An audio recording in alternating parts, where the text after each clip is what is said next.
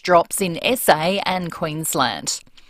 A new report shows barriers to women fully participating in the workforce is costing the economy $128 billion. The report by the Women's Economic Equality Task Force shows child rearing and household duties are trapping some women in poverty, but 30% of men do not believe gender inequality exists. Now turning to FIVEAA Sport. Gliderol Garage Doors, adding strength, safety and style to South Australian homes for over 40 years. Gliderol.com.au. Good morning, Jay Scam. Very good morning to you, Kendall. To cricket first, and Travis Head is confident Alex Carey will return with a bang when his Redbacks teammate returns to the national side. Carey was dropped after Australia's opening World Cup game after a loss to India. Head says Carey is in a good headspace. There's obviously a little bit of frustration for him to be missing in such a big tournament, because I know how keen he was for it, but there's still plenty to play for, there's still plenty to be involved for. I know in talking to the boys, his vibe's been up, he's kept his energy around the group, which is always how Alex is.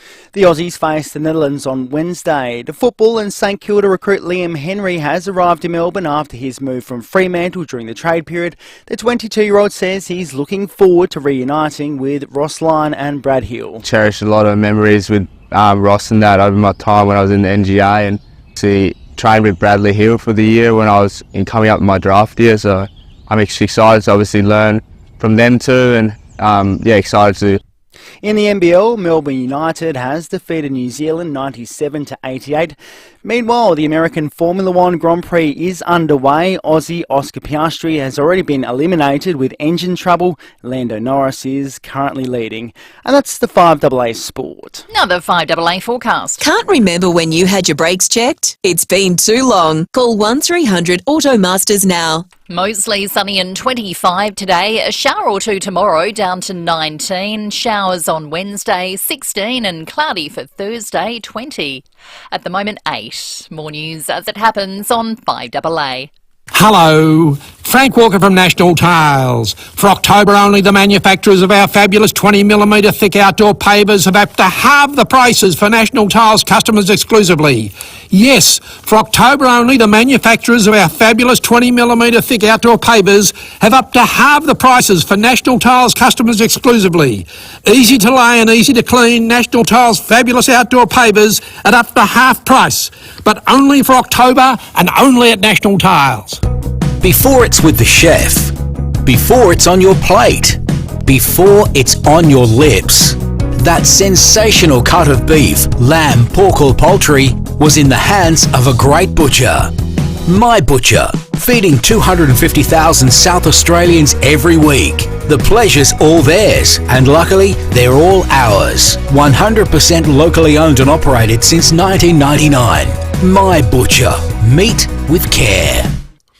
Don't let the name fool you. Adelaide Direct Stationers might be all Adelaide and very direct, but they're much more than stationary. They can actually help you save a life. Every workplace should have a defibrillator on site, and Adelaide Direct Stationers make it easy to have one with 2 incredible HeartSign AED packages on offer, complete with standard wall cabinet signage and a premium prep kit. Packages start from $1,945. So key features to these life-saving defibrillators include simple operation, visual and audio prompts, a fast shock time, an 8-year warranty and more. Plus, when you order your HeartSign AED package through Adelaide Direct Stationers, you'll get free delivery next day.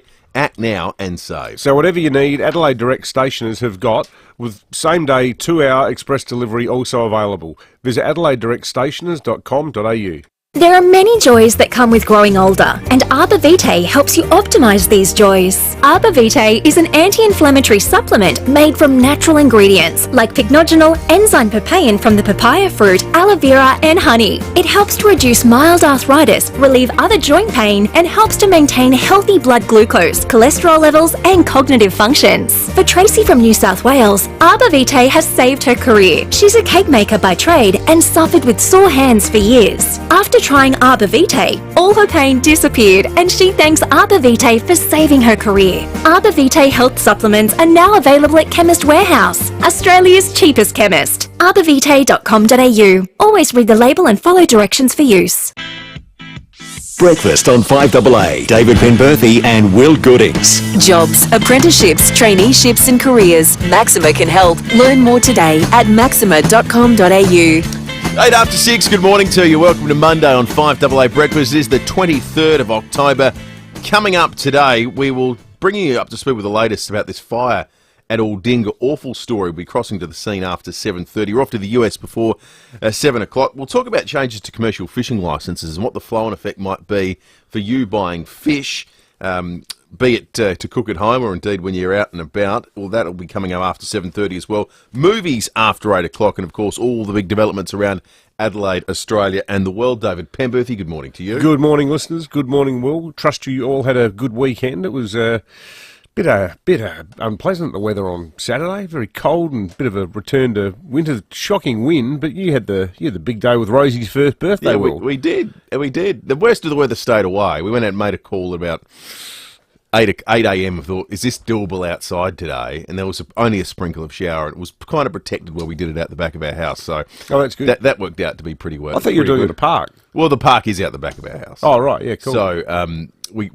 was pretty sheltered in there. So we were able to get away with it. It was good. First birthday. How did Rosie go? Did she like it? I was just going to say, no, I don't think she did. I think she was tired and she wondered why there was lots of people in her house. Yeah, right. She knew that something was weird was going on. We had to get up super early to set up sort of tents and well, not tents, but you know what I mean, marquees and marquees. things like that.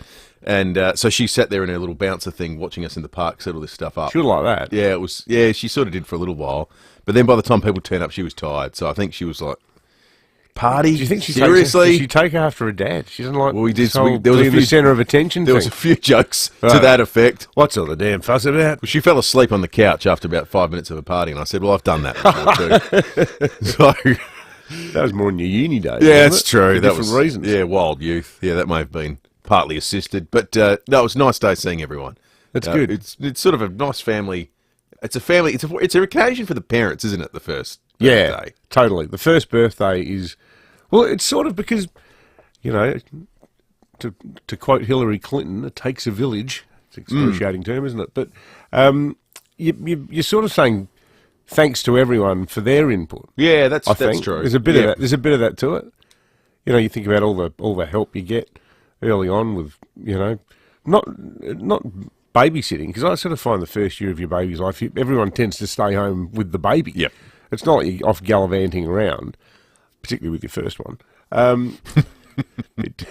So child number 4's not listening,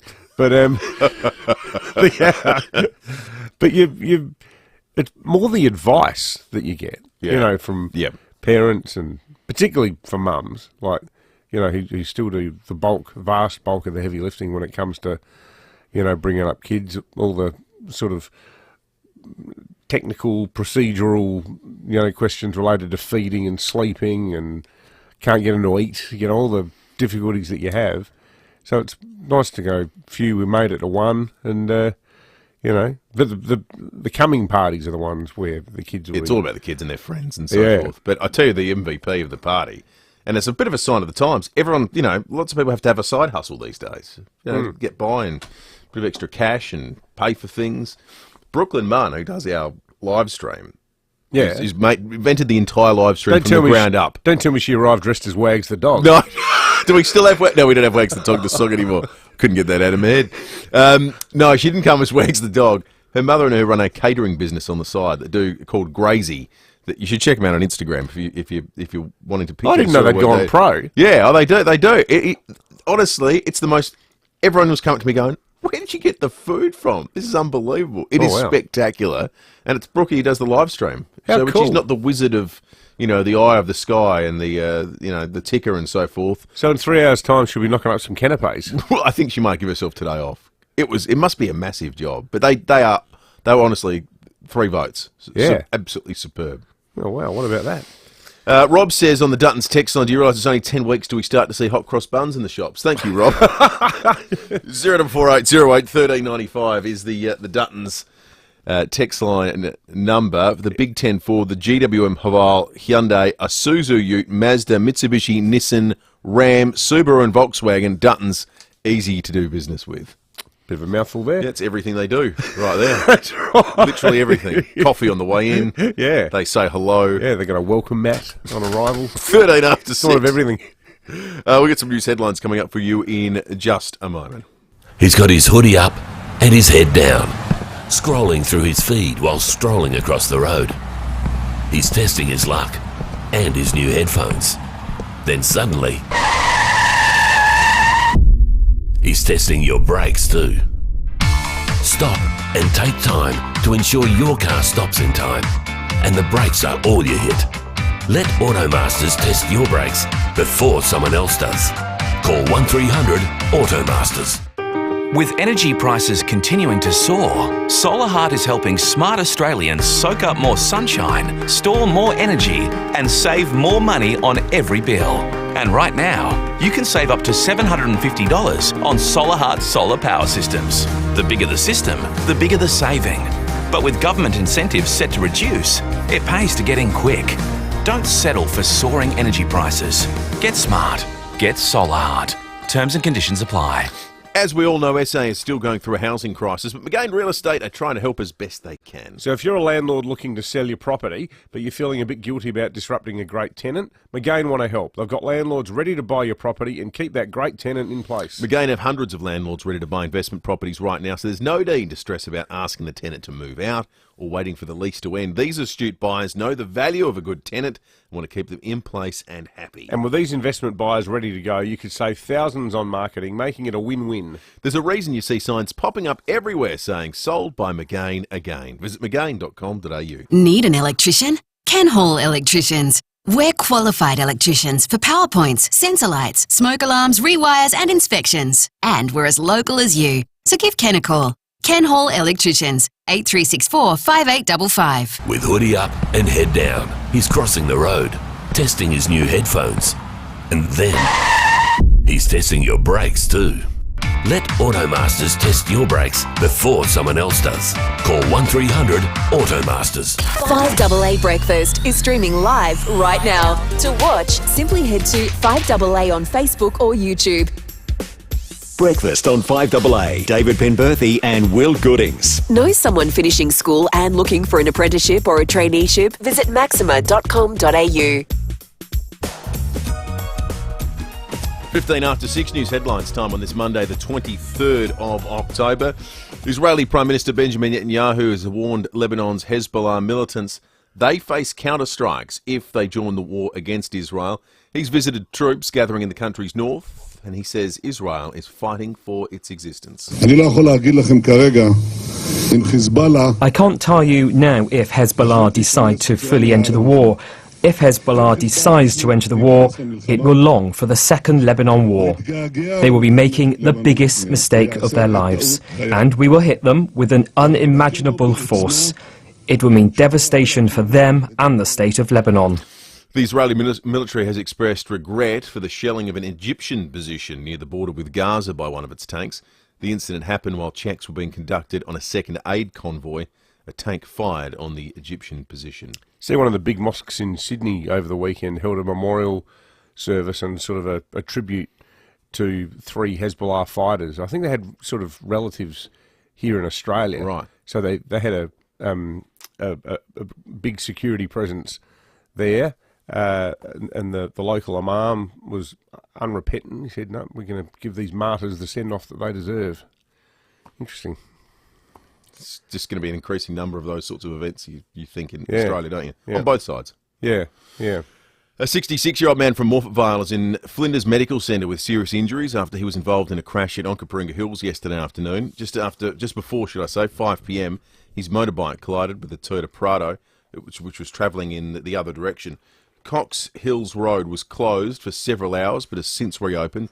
The man is in hospital in a critical condition, while the man who was driving the Prado wasn't injured. Medibank is the latest company to trial a 4-day working week. Starting at the end of the month, 250 employees will be paid their full salary for 80% of the time, while, so obviously in the company's view, maintaining 100% of their productivity. After a 6-month trial, the health insurer will re-evaluate and potentially scale to include its wider workforce of almost 4,000 people. So they still get the same pay? Yep. And they work 4 days? Mm. So do they do 4 10-hour days or Well, 9.5-hour days? I assume the language of the 100% productivity is what Medibank is saying. So I guess they say you've got 4 days to do what you did in 5. If that means work longer, work longer. Yeah, just as long as you get as long as you if you have to file 2 reports by the end of the week, or you've got to have 3 meetings, or whatever it is your standard KPI is, you just got to do that. So can we do a 3-hour and 40-minute show Monday to Thursday, and then get Fridays off? And then not that's come in on 100% Friday? productivity. Could we pre-record Friday By doing 40 minutes each day. You know, they often do that in FM. I know. How does FM work? It's crazy, isn't it? You just Well, come in, sometimes you've got other things on. tell one meandering anecdote, play 12 songs, and off you go. Easy. Our problem is we get caught out. Well, Monday morning we might be talking about, what the Premier's up to, and he's resigned by Friday. Yeah, that then would our be- show that would be awkward, wouldn't it? It'll be somewhat dated, unfortunately. Yeah, or there's some major ministerial scandal. We've done a pre-record interview with the minister involved and Just haven't doesn't asked him a come up. single question about it. So it makes it difficult. This is difficult. Qantas flight prices are set to soar as the national airline passes on rising costs to its customers. Ticket prices on domestic and international Qantas flights will jump by 3.5% from October 27, so 4 days away, the end of this week. The national airline said the price increases were being implemented as it struggles to absorb the rising cost of fuel. Jetstar flights will also be 3% more expensive from next week. Such a huge amount of money. It's crazy. Massive. I worked out, I've already paid for our tickets to the States and Mexico, but for the 6 of us to go, it's an eye-watering figure. Imagine if you tried to book it right now. Well, I worked out the 3.5% increase is an extra $1,050 on what I paid. That'd be basically another person coming along with you. Yeah. It's just off the charts. It's extraordinary. It is just crazy. Hey, on the 4-day week, have any of our listeners changed their hours to do that? Do we have any listeners who are working who've gone... Because I reckon people who've done it, generally, the boss would go, hey, you're more than welcome to work a 4-day week in return for a 20% pay cut. Yeah. That's how it would normally happen. Well, if teachers were doing 4 days a week, or if nurses were running 4 shifts a week, that's what happens. If it feels like we almost talk about it almost exclusively through the lens of what does it mean for white collar, because lots of tradies too will go, this is how many days I work. Yeah. Next week, this week, it's going to be flexible. Yeah. And these are the jobs I need to get done. Like, it's a pretty commonplace sort of thing to do if you're a sole trader. Yeah, well, you can do whatever you like. Do whatever the hell you want. But some weeks you would go, I need to do 7 days next week. And some weeks you go, well, if I do a few 7-day weeks in a row, I can do I can get away and do a 3-day week and 2-day. Yeah. Like, it's sort of not, we always talk about these stories like they're so weird and wonderful, but because kind of we're talking about what a banker's doing and accountants. I think it's more weird when you get an entire industry or big business, big company that says, we're doing this. Pressure's on those 250 people at Medibank. Doctors warning young women to stay away from cosmetic procedures, raising the alarm on the number of teenagers that are getting fillers and Botox. Teenagers? Yeah. Oh, God. Psychologists are also calling for psychological assessments to be carried out before teenagers can get injections. Cosmetic procedures doubled in Australia from 2010 to 2018, with social media believed to be behind the increase.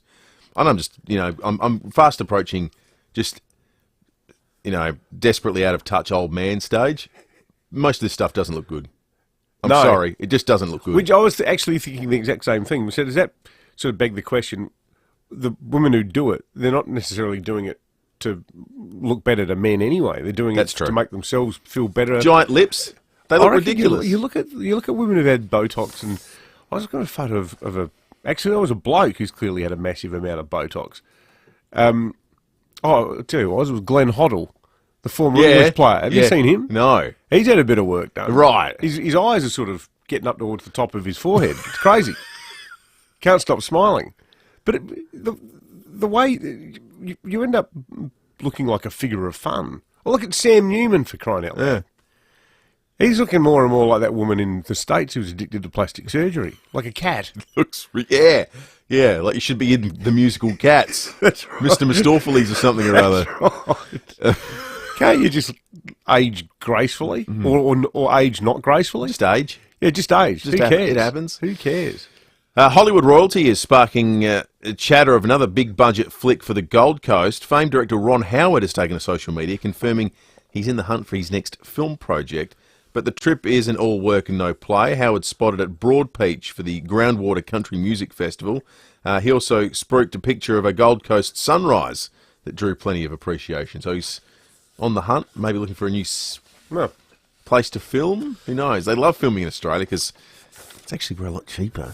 Yeah. Extras are cheaper. Good lifestyle. Good lifestyle. Yeah, we get a lot of films that way. Now, Dutton's text line, they're coming through at the moment. Oh, so too on the Foodland Supermarkets Facebook and YouTube Live. So good morning to Sharon and Brendan, who are in Fiji and Italy, respectively. Wow. Lucky them. Yeah, lucky them. Lola from Panola says, if you two have Fridays off, could Blakey do the whole show as you? Oh, that's a great idea. Now you're talking. Doesn't AI mean we don't even have to do the show anymore? I think so. If we there's enough stuff we've said, you can just splice it up. Generate a Will intro and a David opinion on the unfolding situation in where enter, name of trouble spot. No. Chat GPT. Public figure. Bang. Make it happen. I reckon it could work. Someone else said anyone who can get 5 days work done in 4 was never working hard in the first place. Yeah, that's an interesting point. What's the Peter principle what's the principle that the task work will expands to fit the time available? Yeah, fit the time available. So if you've got all day to write an 800-word essay, it'll take you all day. You could really do it in 2 hours if you put your mind to it. I think that plays to that. Create artificial deadlines, and because it's all my newspaper work from home. Like if it's a Wednesday afternoon and I'm starting to think about my column, like if I've got an idea and it's like 1 p.m. and I've got to pick the kids up from school at 3, I'll go, all right, I have to get this done by 3 and I have to have my first draft done by 2:30. Because otherwise you can just sit there writing one paragraph and, wandering off and checking something in the garden or, reading a cookbook. So you need to create artificial deadlines in your head to get I think that's a good idea. But don't you reckon, now here's a question. The pace at which you work, if you've arranged to do something fun, like go to the pub, for example, with some mates, you can move heaven and earth. You become very efficient, is what you can achieve anything. Yeah, so the carrot's big enough. Well, the carrot in this case is going to be having Friday off. So if you know that you're going to get Friday off, I actually think it would act as a huge incentive, not to rush your work, but to get organised and get it all done ahead, because every weekend's a 3-day weekend. Parkinson's law is the law that the work will expand to fill the time allotted for its completion. The Peter principle is the idea that people are always promoted to the level of their own incompetence. So you're promoted through every job you do really well until you finally get to a job you don't do well. Yeah. Sort of explains the state of the labour force. Who was Peter and what was wrong with him? I don't know who Peter was. Let's have a look at the weather. It was cold this morning. It's about 7 degrees when I wanted outside first thing. Right now it's still 7.5. Top of 25 though expected. Mostly sunny. It'll be a beautiful day. Just light winds. And then they'll pick up a little bit in the evening. That's because it will be something of a change that comes through. Tuesday 19 and possibly a shower. Wednesday 16. Cool on Wednesday. It doesn't get particularly warm at all. And maybe a little bit of a drizzle as well. Thursday gets back up to 20. Will be cloudy. Friday 23. And then, just what the doctor ordered, a nice weekend. 26 on Saturday and 24 on Sunday. Perfect weather for Budgie Fest on Saturday. What? I assume so. This Saturday. What is the perfect climate for a budgie? About 24. You will find out this weekend. That's right. All will be revealed in Campbelltown from 11 a.m. till 2 p.m, folks. Are you going to come away with a budgie? No, I'm not going to buy one.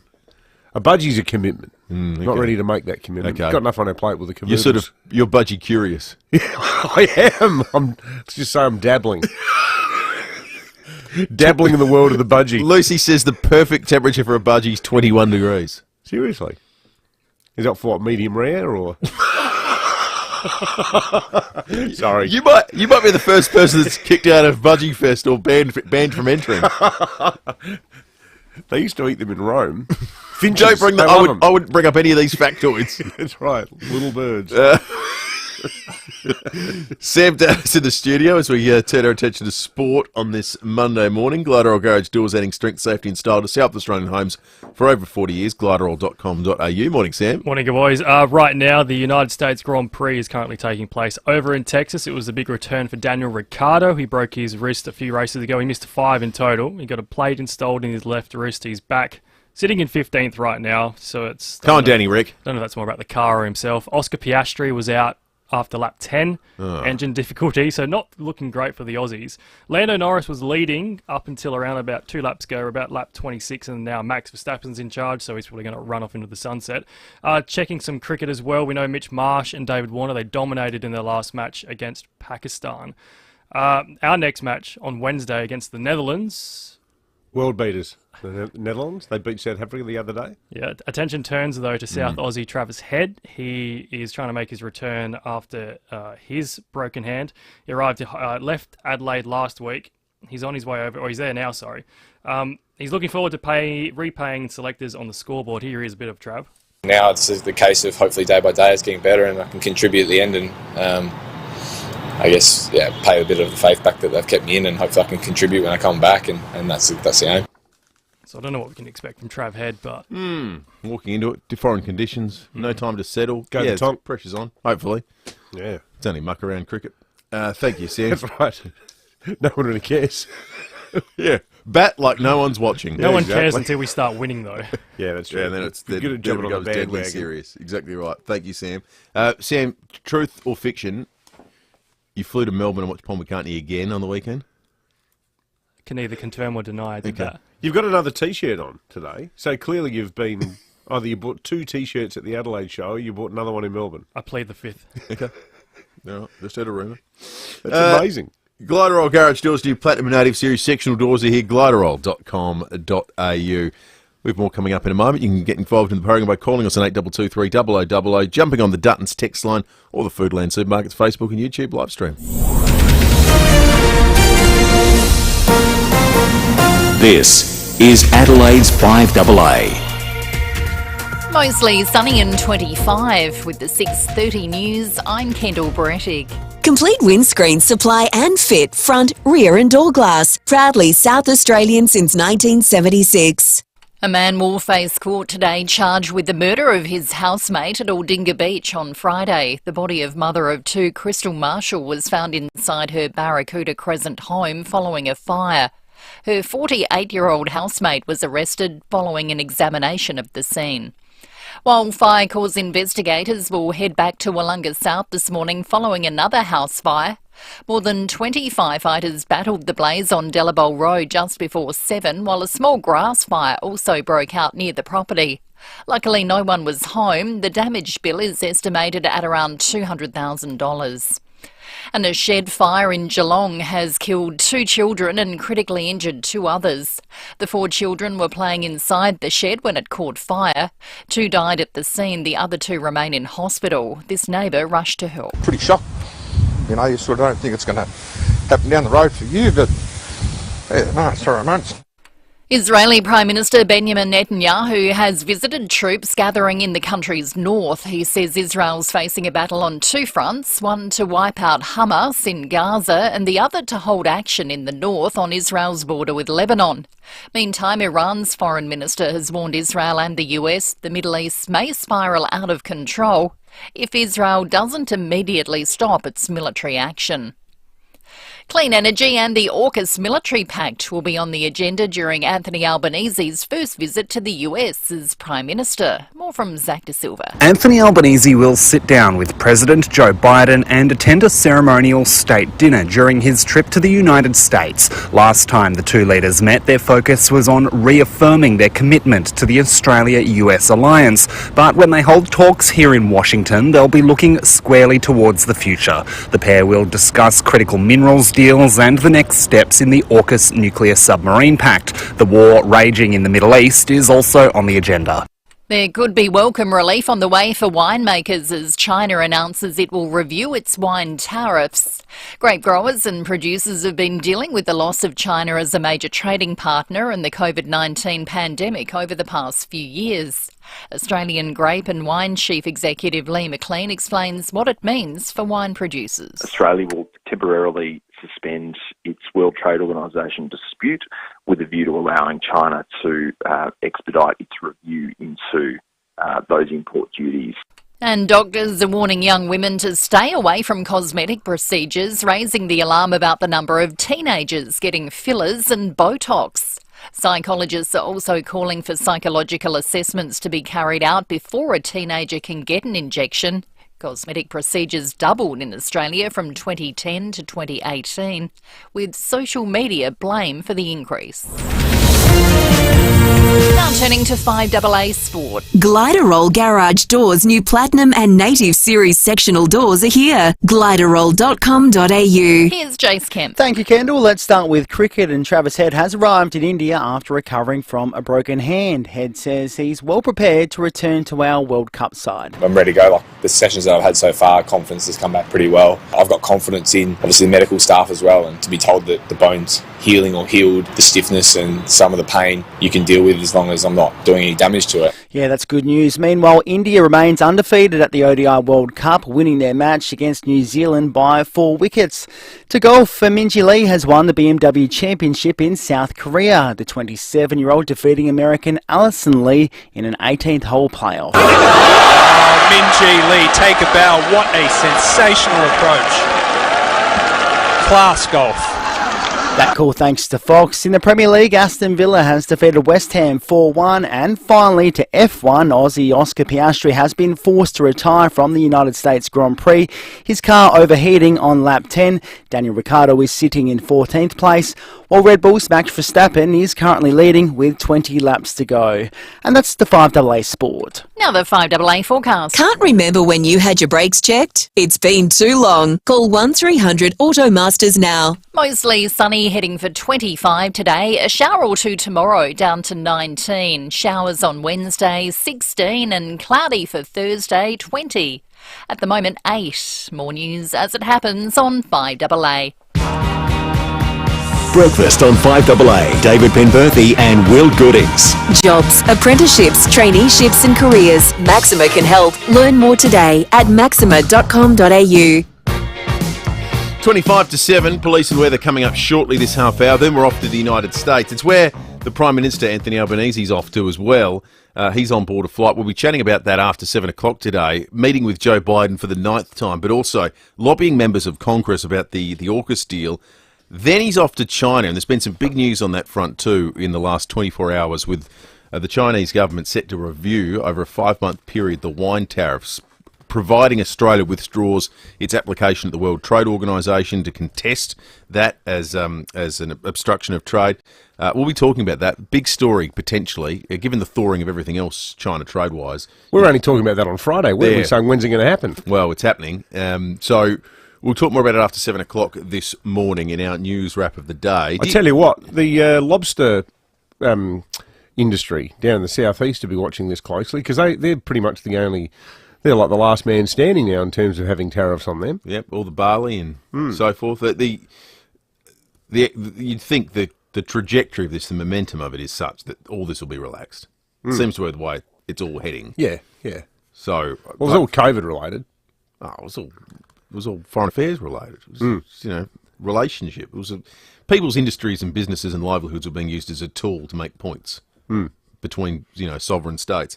What do you reckon the worst car park in Adelaide is? Lucy sent the myths to me and it got my mind racing over the weekend. There was an online rant that was well supported on Reddit about the Kent Town Bunnings being the worst car park in Adelaide. Oh, I've never parked there. I've been there, not my side of town, but I had to go in there once to pick up something they didn't have somewhere else. For some reason, I agree. It's tiny, it's poorly positioned, it's not convenient at all. In fact, the person says it's all so. Although it was a sort of a wide-ranging attack on the style of vehicle there too. I'm not sure where this person resides. They said it's full of Yank tanks, Rangers, and Rams, plus people just casually walking in front of cars without looking. It was madness. End quote. I'm going to nominate the one above or behind the Stamford, on the corner of King William Street and North Terrace, just opposite State Parliament. That is an old, mangy, rundown joint, extremely narrow, and it does that thing where, because of all the pylons in the middle of the building, you have to sort of do these chicane sort of manoeuvres to get through it.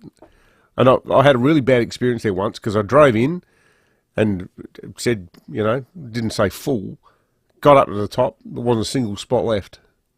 And it took me ages to get back down. Hate that. Adelaide's worst car park. What is it? Is the one that immediately comes to mind? 8223 or text us on the Duttons text line. There's certainly plenty that feature bad car park design. The ones that drive me nuts. And there's one. Actually, I think the Central Market car park is excellent. But there's that one little weird bit where the concrete blocks that hold up the pylons encroach into the parking area. Oh, yeah. And it makes it so it feels like it was built for an era with tiny clown cars. Well, it's sort of two car parks joined together. Yeah. Because the Great Street side, the one with the exit onto Great Street, it's sort of, I think originally they were separate buildings, and they joined them up in the middle. Our car park, high degree of difficulty down in this building. Oh, yes. High degree of difficulty. Well, Sam and I, we park next to each other. It's easier now that I don't have a Hilux, but he drives a Commodore, and those giant concrete pillars as well make life particularly difficult. Eugene and Linden Park is called in. Morning to you, Eugene. Morning, guys. Look, the worst car park has to be, and it's quite ironic because everyone drives the world's biggest car there, is Burnside Village. They've got the most narrowest car parks you could ever imagine. Yeah, there's all these 8-seater four-wheel drives there that have never seen a dirt road in their life. Yeah, that's right. Well, you never know when you might find yourself on the Udnadata track, I guess. After taking a wrong turn, following lunch with the girls at Chibo. There needs to be a German word for it, at least some sort of name in psychology for the phenomenon where you get angry when you come across someone who's parked badly and they've parked across the lines. But you're increasingly angry if the person's in a pristine four-wheel drive. Oh, yeah, yes.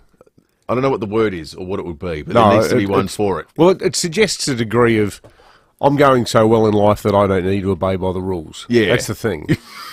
If it was like a Ford Laser, it wouldn't upset you that much. No, it wouldn't.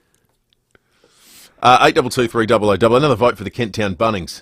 Worst car park, hands down. Rob says the new RA, too small, and after coming out from a procedure, I was wandering around ages to find my car. I agree that the car park, the new RA, it goes on and on and on. And there's all these bits you go, there's a part, and you go, hang on, no, I can't park here, I'm not a medical orderly. It's hard to work out exactly where you can and cannot park. I had to drop someone off there once, and I couldn't work out, there was all the construction going on, couldn't work out where in the hell they were meant to go. It was impossible. My favourite car park's the Rundle Street car park, above Hungry Jack's. I love that building. Well, that's a good They're one. going to get rid of it. The plan is to knock it down and put up apartments there. Yeah. Where are we going to park now? Well, I know.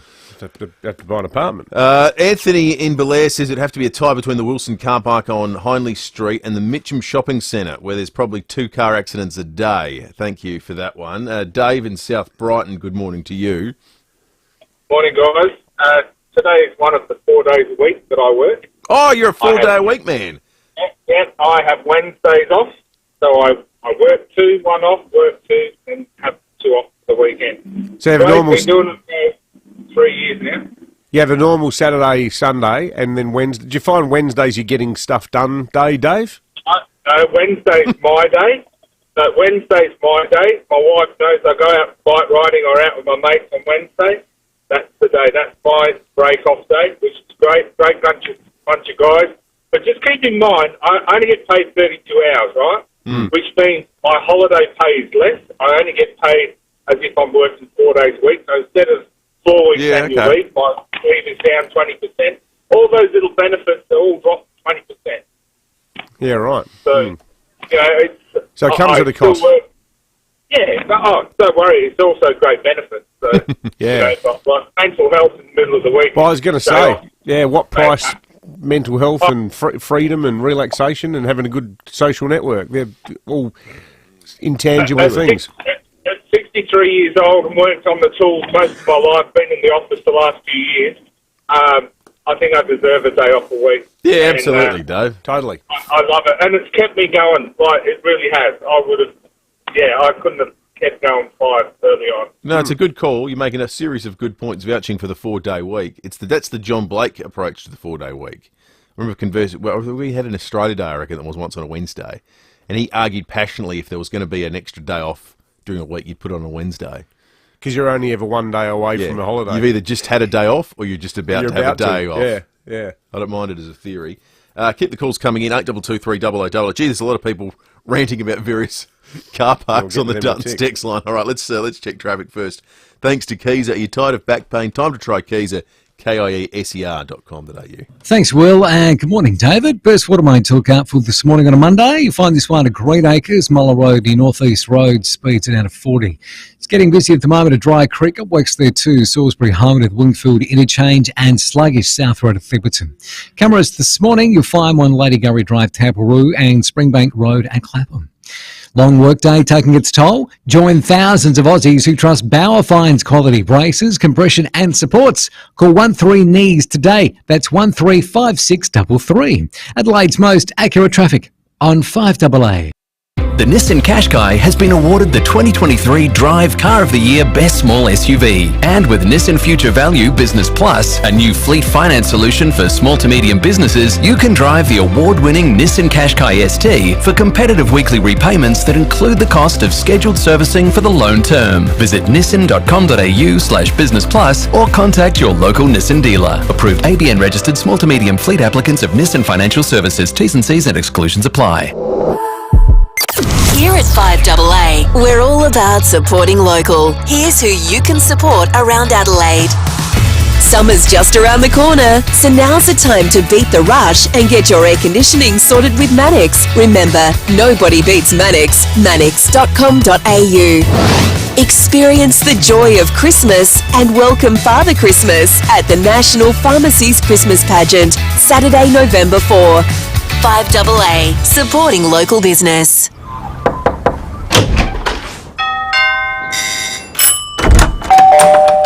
Come on in. We open our doors to people we trust and care about. And for over 85 years, South Australians have been opening their doors to Rest Haven. In turn, we've been opening doors to an easier, better life at home. From personal care to help with the shopping and social outings, you'll welcome the care that Rest Haven brings. Now, we are massive fans of PureTap. They're a great local company. They're part of our 5AA family, really, and they make water more beautiful, clean, fresh, and healthy drinking water. They do this wonderful special, too, that at the moment sounds too good to be true, but I can tell you it absolutely is. A PureTap from just $49 up front. That is incredible value, and what you get for that is pretty incredible, too. Designer tap, installation, and filters for 2 years on a great payment plan. What's more, this is a quality product that is designed, manufactured right here in Adelaide. As we know, if it's made here, designed here, it can be fixed here, and you have all your questions answered here. A world-class product that we are proud to be associated with. Call PureTap on 133 502 or go to puretap.com.au. Some T's and C's apply. 5AA Breakfast is streaming live right now. To watch, simply head to 5AA on Facebook or YouTube. Breakfast on 5AA. David Penberthy and Will Goodings. Know someone finishing school and looking for an apprenticeship or a traineeship? Visit maxima.com.au. 1427. Steam coming out of the Duttons text line this morning. People nominating the worst car park in Adelaide. Festival Centre's copping it. Yeah, certainly is. There's lots of nominees. Phil has called in from Henley Beach. Morning to you, Phil. How are we going? Good, thanks, in Phil. the shopping centre, I was particularly on the side, the Grange Road side. Mm-hmm. Remember that place was built back in around the late 60s, early 70s. Cars were a lot smaller then, and it was designed for the bit out the back is not too bad, but the one on the Grange Road side is terrible. Yep. But it's German word, but something that's terrible or terrible car parking. Scheisenhausen. Yeah, that's probably sums it up, Phil. They've already got one. Thank you. Appreciate that. Agree. That car park was designed in a way that creates problems, that Finland car park. I can't put my finger on it, but when people are coming out, it seems to be the car park that most often forces people to slam on the brakes because someone's coming from a blind spot. There's a I don't speed know what it camera is there about too. that. I wonder if on Grange Road there is, yeah. Maybe that's there to make people slow down coming up towards the shopping centre as well. Probably. Yeah, probably is. Yeah, it's a tricky one. Do you want to get some more nominations from the Duttons text line? Mike from Glengarry, he doesn't like the airport car park. I don't mind the airport car park. I don't mind the airport car park. Although those lights saying that spaces are empty don't seem to work particularly well. Useless. Yeah. How often do you see a green light and you go, oh, good, and you go there and there's a car? They're about false hope, those lights, I reckon. I think they're a sort of a psychological experiment. Yeah, they clearly don't work at all. But there's a lot of negativity, and this would have to be one of the newest car parks in Adelaide. People are saying the new Festival Theatre car park One here saying it's got to be the festival car park. It's got a one-lane exit for thousands of event users. Another one here, the Adelaide Festival Theatre car park is an absolute nightmare to navigate. It's guaranteed to make you late for a show. Will from Goodwood doesn't actually nominate a car park, but a stretch of road. He says, without doubt, the worst car park has to be South Road. That's true. That is a car park sometimes, isn't it? Particularly around Costume Land Corner, opposite Castle Plaza. One here saying, what about office works at Keswick? Whoever marked those lines out needs to go back to car park marking school. I know the one, yeah. Yeah, the one on the stretch of the car, it's okay at the back. The back's fine. But the front Anzac Highway. on Anzac Highway, shocking. Yeah, it's all over the shop, isn't it? And there's people coming in and out of that narrow little entrance. You go, what's going on here? Yeah. Is there car park painting school? There should be. Well, whoever built this building didn't go. No, they didn't graduate. All right, let's talk about the weather. Simon Timke at the Bureau joins us. Simon, take us through the week ahead. Morning, Will. Morning, David. Look, a sunny day ahead for us here in Adelaide after a fairly cool start. We've had a minimum temperature 6 degrees here in the city, but a little bit colder about some of the suburbs. Been down to 3.9 degrees at Mount Lofty, 4.7 at Parafield, 6 degrees at Adelaide Airport, 6.5 at Noarlunga. So a bit of a cold start, but the temperatures, well, still not far off that minimum. We're on 6.6 degrees here in the city at the moment, expecting a maximum of 25 degrees. Around the suburbs, 25 as well for Glenelg, Mount Barker, Noarlunga, 27 degrees for Elizabeth, with generally north to northeasterly winds today.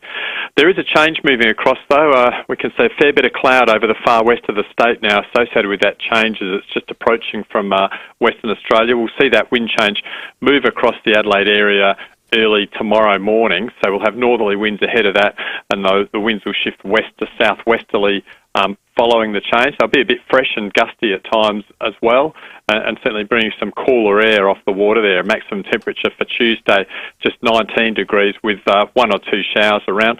Not expecting any big totals, just 1 or 2 millimetres or so. On Wednesday, some cold air pushing up from the south. We'll see the winds turn around a little bit more southerly, still be a bit fresh and gusty at times.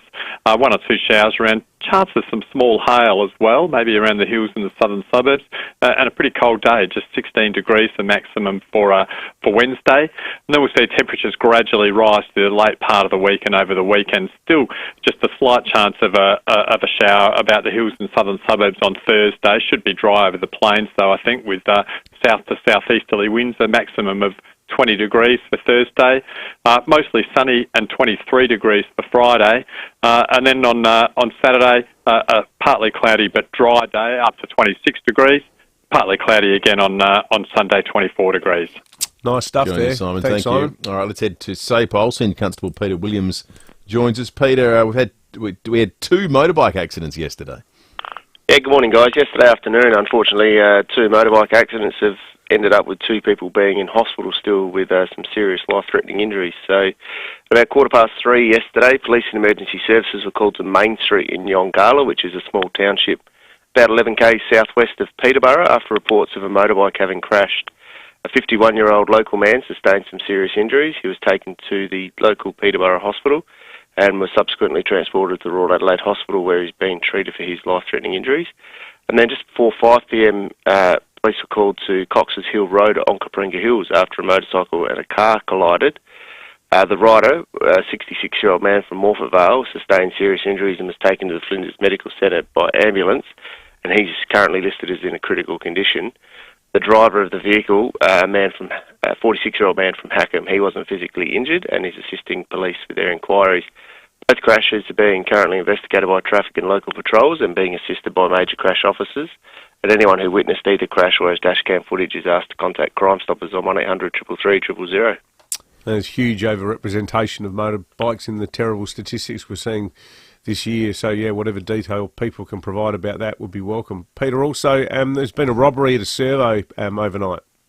Yeah, just after 1:30 this morning, police were called to the service station on Heaslip Road at Angle Vale after a man entered the store and threatened the staff. He stole some drinks and a quantity of cigarettes. No weapons were seen, and fortunately there were no injuries to staff. The male was last seen leaving on foot in a southerly direction along Heaslip Road. Patrol searched the area but were unable to locate the man. He's described as a 25 to 30-year-old Caucasian man, about 183 centimetres tall, with brown hair. He's clean-shaven and a heavy build. Again, asking anyone who may have been out at 1:30 this morning in Anglevale and may have seen this man to contact Crime Stoppers with any information they've got. Thank you for that, Peter. Thanks, Senior Constable Peter Williams from SAPOL. Brian, good morning. Yeah, g'day, guys. Hey, I work in the car park industry, painting, and no, I don't make them that narrow. Pete, we have some questions. Brian, we've got some questions. Yeah. What's the standard car park size? Okay, so the standard car park size, you work on 2.5 wide. Okay. All right. If you're actually struggling for room, you can go down to 2.4, which obviously most of the car parks, shopping centres and places like that, do sort of go for the 2.4 for space reasons. Do you ever go into a car park and look at the lines and go, this is not up to code? Yeah, I've done that, and you don't want to hang, you don't want to hang the proverbial on whoever's designed it or whoever may have painted it, but there is multiple areas that don't meet code. But, I mean, who calls the shots with it, though, Brian? I mean, have you ever found yourself in a position where, presumably, you're contracted to do a job, and they give you do they give you, like, the plans and say, this is what we want to do? Have you had occasions where you've been asked to do something that's, like, less than 2.4? I have. Traffic management companies, they do traffic management plans for car parks. So that's where all the standards come from. And sometimes you read these traffic management plans and you wonder if they've read the standards. But if a car park's that small, you write a small car or something in there. If you're struggling for space, but you generally just try and give the customer the direction of, okay, can you afford to lose one car park to make this car park more user-friendly? But sometimes you're governed by council plans also. You might have a set of commercial shops and you've only got 10 or 12 car parks. Well, the council want 12 car parks, for that establishment to be constructed, so to speak, So sometimes you're governed by that as well. That's interesting, right? But yeah, the festival centre car park is probably one of the worst, is because of the lack of signage and direction to help people get in and out. And this is purely because you can't just put sign poles in the middle of the lane, so to speak.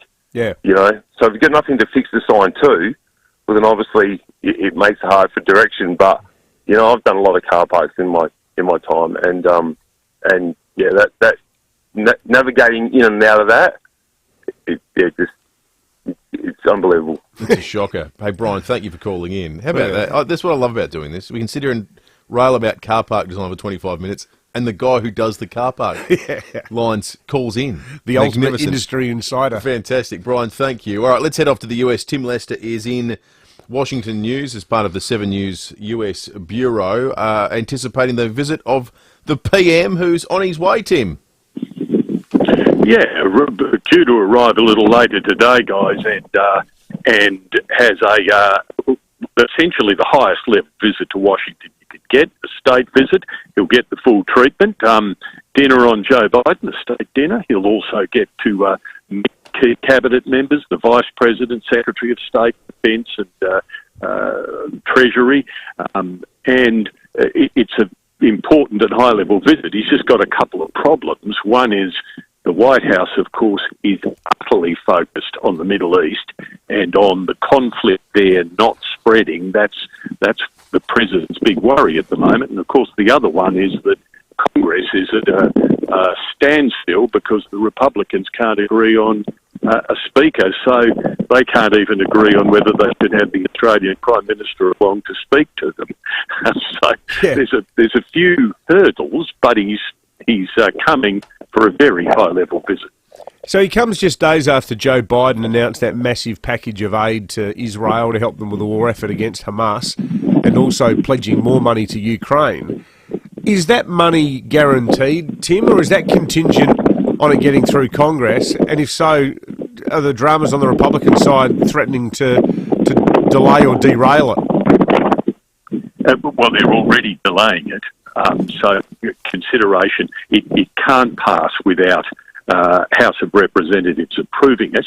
There are some Republicans who are expressing opposition to elements and some Republicans who oppose the part of it that matters for Australia with regard to that nuclear submarines deal in the longer term that's causing a bit of a block there. So yes, the problems in the Congress are a real headache for progress on all of that, and they're stalling things completely. Yeah, and after this, he's got to go to Beijing on the way home as well. He's got a packed dance card over the coming days. Great stuff, Tim. Tim Lester in the Washington, D.C. 7 News US Bureau. We'll be talking more about that trip and indeed what comes after with regard to the Chinese visit and what it might mean for South Australian winemakers right after 5AA News. Keep those texts coming in though. Big 10 Ford, GWM Haval, Hyundai, Isuzu Ute, Mazda, Mitsubishi, Nissan, Ram, Subaru and Volkswagen.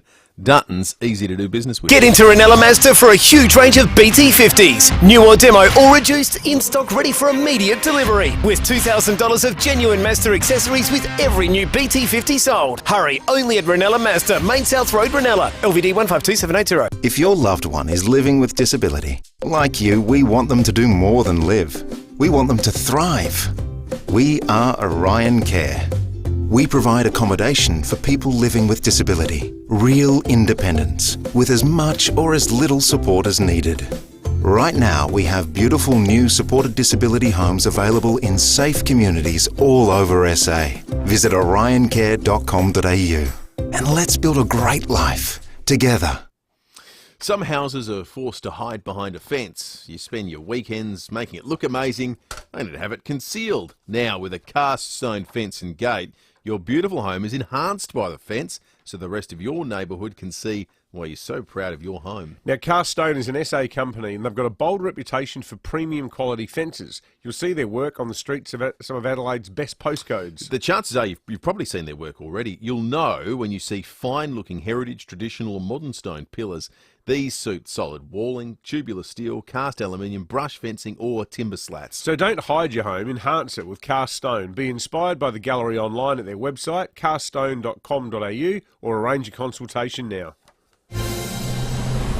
Online, on DAB Digital Radio and on 1395 AM. Talking Adelaide.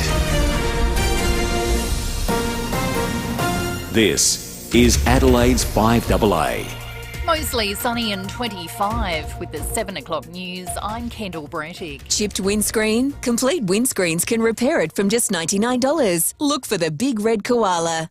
A man will face court today after the alleged murder of Aldinga Beach mother Crystal Marshall. The 38-year-old's body was found at her home in Barracuda Crescent on Friday after a fire broke out. The 48-year-old man's been charged with murder and will face court this morning.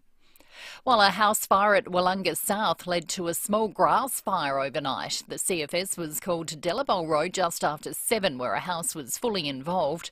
The damage is estimated at around $200,000. Luckily, the residents weren't home at the time. 2 children remain in hospital fighting for life after a shed fire in Geelong. Isabella Stajkovsky says another 2 children died in the blaze. 2 primary school-aged children are fighting for life at the Royal Children's Hospital this morning after a horror fire at Corio near Geelong. They've suffered severe burns and smoke inhalation after a blaze broke out, trapping them and 2 other children who tragically died at the scene inside a shed. It's rocked the community, neighbours and first responders. The cause of the fire is still unclear. Arson squad members spending the evening combing through evidence. At this stage, it's not being treated as suspicious. The federal government's confirmed at least 77 Australians are still in Gaza. The UN Agency for Palestinian Refugees says it will run out of fuel in the enclave within 3 days. The first delivery of aid was allowed to cross into Gaza from Egypt, but it mainly included medical supplies. The Prime Minister's on his way to the US for a series of key diplomatic meetings. More from Zach De Silva. Anthony Albanese has a packed agenda for his visit here in Washington, with the focus on clean energy, critical minerals and the AUKUS military pact. The Prime Minister will sit down with President Joe Biden and attend an official state dinner. This will be the 9th time the two leaders have spoken. Both are hoping to discuss the future of the Australia-US alliance. The unfolding situation in the Middle East and China's role in the Pacific will also be on the agenda. Patients could soon be forced to fork out more than $100 to see a GP. The Medicare rebate, which is intended to help bulk billing, is failing to relieve hip pocket pain. Rural Doctors Association Chief Peter Rutherford says GPs are reluctant to push up fees, but their hand's been forced due to extra costs. They also have escalating costs in relation to their clinical supplies and also their own staff, the salaries that they need to be paying their staff. So we are, as many people know, cost of living pressure, and that applies to general practice. Barriers to women fully participating in the workforce is costing the economy $128 billion. The Women's Economic Equality Task Force is releasing its report today, calling for a number of changes, including year-long paid parental leave. Medibank is trialling a 4-day work week from the end of this month, with employees to still receive the same salaries. Various teams at the private health insurer have begun participating in workshops to assess their workload and eliminate time-consuming tasks like meetings. Now turning to 5AA Sport. Gliderall Garage Doors, adding strength, safety and style to South Australian homes for over 40 years. Gliderall.com.au. Here's Jace Kemp. Thank you, Kendall. Travis Head has declared he's ready to return to Australia's lineup at the World Cup. The batter has been recovering from a broken hand at home, arriving in India last week. Head says he's looking forward to repaying selectors on the scoreboard. Now it's the case of hopefully day by day it's getting better and I can contribute at the end and I guess, pay a bit of the faith back that they've kept me in, and hopefully I can contribute when I come back, and that's the aim. Meantime, India remains undefeated at the World Cup, winning their match against New Zealand by 4 wickets. In the WBBL, Grace Harris smashed 136 off just 59 balls to help the Brisbane Heat to a 50-run win over the Perth Scorchers. And that is the 100, and it is one right out of the top drawer. And delighted you should be, Grace Harris. It doesn't get much better than that. Yeah, great stuff there. That audio thanks to Fox. Aston Villa has defeated West Ham 4-1 in the Premier League, and finally Max Verstappen is leading the United States Grand Prix with just a few laps to go. Daniel Ricciardo has dropped down to 18th, while Oscar Piastri was forced to retire his car overheating on lap 10. And that's the 5AA Sport. Now checking 5AA traffic. Reimagine your home, elevate your life at 88 O'Connell Street Luxury Apartments. See 88o'connell.com. Good morning, Perth Watermain to look out from the driving this morning. You'll find that one at Greenacres, Muller Road near North East Road. Got speeds at 40 at the moment. Dry Creek, Salisbury Highway has works near the Wingfield Interchange, speeds at 60. Sluggish at Belair for works, Russell Street near Sheoak Road. And we've got cameras, Beckman Street, Glandor. And Grey Terrace at Rosewater. More family fry-ups for less at Big W. Get the Tefal non-stick stainless steel 24cm fry pan, only $35. That's half price. Get more for less at Big W. T's and C's apply.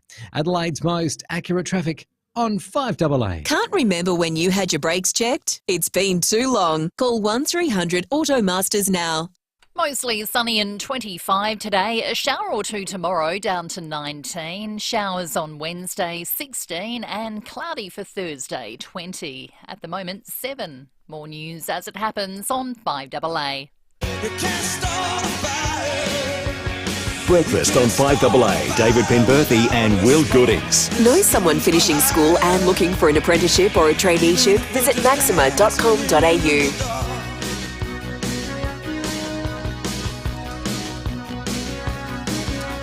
7 after 7. Good morning to you. Joining us for the first time on this Monday morning. Cool morning, but looks like a pretty reasonable day is on the way.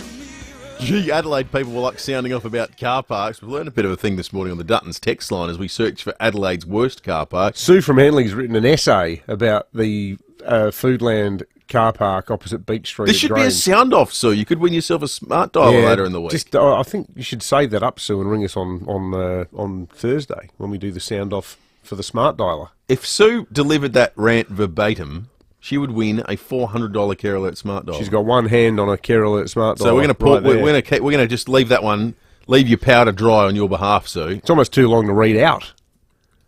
Well, unfortunately, one of the best pieces of editorial content you'd hear on the program this morning, so we don't want to overshadow our own work either. Good use of all caps. So, give you a taste. I'm fed up waiting in line. So some idiot has 6 goes at trying to reverse their enormous 4-wheel drive into a car space. Good on you, Sue. Magnificent work. So, seriously, win yourself a smart dialer. The sound off of the smart dialer later in the week. Okay, let's get to the top story this morning. The Prime Minister is en route to the United States to meet with Joe Biden and Congress. He spoke with the Australian media just before departing. The alliance between Australia and the United States is central to Australia's foreign policy. Working with Australia's partners is absolutely vital, and this will be an important visit. I look forward to the discussions with President Biden, with Vice President Harris, with Secretary Blinken and others as well while I am in the United States. So with the President on the agenda, things like climate change and talking about inflation, the economy, some of those global push and pull factors, when he meets with individual members of Congress, he's going to be lobbying them to say this AUKUS deal and the provision of submarines for Australia and this alliance is in your best interest. This isn't just some sort of act of generosity. I must admit, I haven't followed it that closely, but I've just sort of skim-read a few pieces about how there's a lot of members of Congress, principally Republicans, who've got real concerns about Australia being given so much manufacturing work. Is that correct? That is 100% right, because as it stands right now, America can't meet their own build schedule for submarines. Right. So however they're meant to have it the next decade, they're almost a decade behind. Right. They're struggling massively. Now, a lot of local members of Parliament, like you would imagine they're here in Australia, are saying we need to upscale the workforce. Let's do it in my neck of the woods. As opposed to, so it's almost like the Make America Great Again Trump brigade. Yeah, it's saying, a bit why like are we that. sending jobs offshore? Exactly. Even though Australia's our good buddy, why are we sending jobs to Port Adelaide instead of doing it here in New Jersey? It's the counter to Albo's pitch, which will be, hey, you giving us this capability takes some of the burden off your Navy from having to patrol this part of the world and provide a presence. We're going to be doing it. Well, they will say, well, we have been doing it and we've been getting the work for our labour force in the same process. So how much are we actually benefiting here? That's the sort of argument that he's going to have to deal with a lot of these members of Congress. The other thing he's going to do is have a chat with the President of China, Xi Jinping, when he travels there next month. That will be a very significant visit. It will be the first bilateral trip by an Australian Prime Minister to China since Malcolm Turnbull's in April 2016. So this is since all the brouhaha over COVID and its origins and the investigation, and then barley, lobster, wine, the tariffs that are slowly being unwound. The significant thing that comes with the announcement of that trip is that the Chinese will be reviewing the tariffs on Australian wine. Here is the Prime Minister talking about that. I will travel to China from the 4th to the 7th of November. It is important that we stabilise our relationship with China. That is in the interests of Australia and China, and it is indeed in the interests of the world that we have stable relations, and that is what this visit will represent. A win-win. Australia gets to export our wine. Importantly, China gets to receive this amazing product. So the condition of the review is you withdraw your World Trade Organisation appeal, and we'll have a look at it. Now, I can't imagine the Chinese are agreeing to have a look at it in the current environment where all these other tariffs are being wound back, unless this entire 5-month period is a face-saving exercise, and they've already decided they're going to remove the tariffs. The numbers behind this are staggering. You know that in the year 2020, or until 2020, so pre-COVID, on the cusp of COVID, of every single thing that South Australia produces, our biggest export was wine, and the total value of our annual exports at that point was $1.9 billion. Wow. Last year, we exported $3.4 million worth of wine to China. So it was just shy of $2 billion. That's amazing. And $3 million, that'd buy you, a house in Hyde Park. That was the total value. The entire South Australian wine industry completely fell off a cliff. Here is Australian Grape and Wine Chief Executive Lee McLean talking about what it would mean for producers, those figures that David just mentioned. Australia will temporarily suspend its World Trade Organisation dispute with a view to allowing China to expedite its review into those import duties. We'll explain a little bit more the machinations behind this decision that we hope ends up in a pretty exciting place for South Australia and the rest of the country too. But obviously we are somewhat parochial here in SA. Some road closures to be wary of this morning. Harvest Rock Festival is on this coming weekend. So from 10 a.m. this morning, Bartels Road will be closed between East Terrace and Decatable Terrace.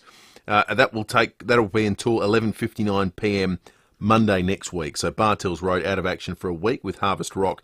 Starts this coming weekend. All right. The other thing that's knocking around this morning that deserves a little bit more attention is what's going to happen if you haven't booked your flights for a Christmas holiday. You're off to see rallies, maybe in Australia or indeed overseas. Expect the prices to go up. Qantas flight prices are set to soar with the company, which foreshadowed this in its financial report, that it could no longer deal with the increases in petrol prices without passing them on to customers.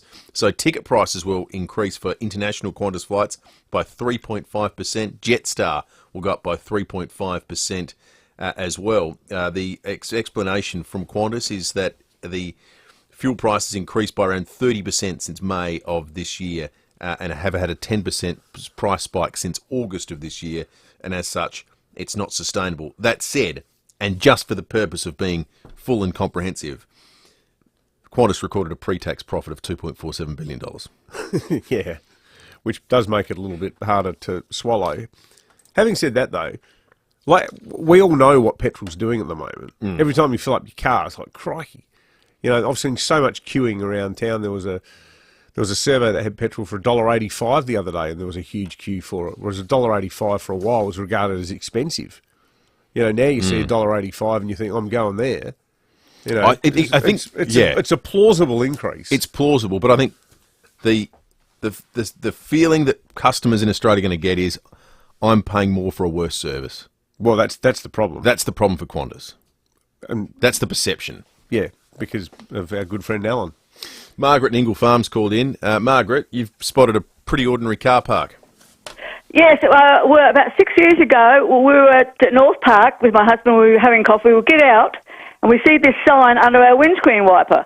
So I thought, yeah, right. So a young couple had seen the incident and got the registration number. A big white four-wheel drive pulled in beside my Falcon and thought, oh, I can't get out of there. So he backs back and puts a big scratch right on my passenger side. Oh, you're joking. You're kidding. So, but the young couple were great. They left their phone number and got the registration number of the big four-wheel. He was from the country. Yeah, right. So did you end up tracking him down and getting all the insurance? Yes, we went to the police station and he was able to get it, and he said this bloke is from the country, and we got it all fixed up for our insurance. But I thought, well, use your brains. If you can't get in the park, don't go there. How did he react when you tracked him down, Margaret? Oh, I don't know. We just left it to the police to get everything done, and we didn't contact him. We did contact him. He said, oh, you pay for it and get it done. I said, what do you think? I come down the last shower? I'm going to the insurance company. Thank you very much. He said, oh, you pay for it. Yeah, Margaret. Right. Good on you. So I thought, use your brains with four-wheel drives. If you can't get in, why go there? So he thought, oh, I can't get out of here. So he backs back and puts a big scratch on my passenger side. But we got it all fixed up, love. But I just think, well, use your brains. Yeah, right. Absolutely. Oh, yeah, thank you. Right, bye-bye. Good on you, Margaret. Margaret. That was superb. Everything about that. Think I came down the last shower? What a great turn of phrase. That's an excellent expression, isn't it? Thank you, Margaret. Talking bad car parks, and sometimes bad car parking goes hand in hand in that conversation sometimes. 8223 We can text us on the Duttons text line. Marty in Aberfoyle Park rates the Woolworths Blackwood car park as an absolute shocker. It's got more potholes than bitumen in the thinnest spaces I've seen. And Chris from Calbeaver says, One of the worst car parks in Adelaide has to be the Marriotteville Woolworths. Do all these people work for Coles? Seem to be pattern emerging, attacking Woolworths car parks. But Chris says that in Marriotteville, everyone drives like they're driving a B double, and to make it worse, you have to pay $5. Do you have to pay? It's rare for a supermarket to charge. Well, it kind of went in and out of vogue very quickly, didn't it? In the last 2 years, it felt like there was a whole bunch of boom gates that got put in, and then none of them are used. Yeah. Well, there's a big drama at Westlakes about the 4-hour limit. Boom gates aren't even on there anymore. No. They've all been taken off. I never paid once. I think it was purely because staff paid. Yeah. I don't know how many people are shopping for more than 4 hours. No, heaven forbid. Oh, and Sam makes a good point. That once they put the bus interchange there, they didn't want the car park to essentially become a park and ride. Well, that's right. Which is, I sort of understand that. That's reasonable. All right, let's check traffic.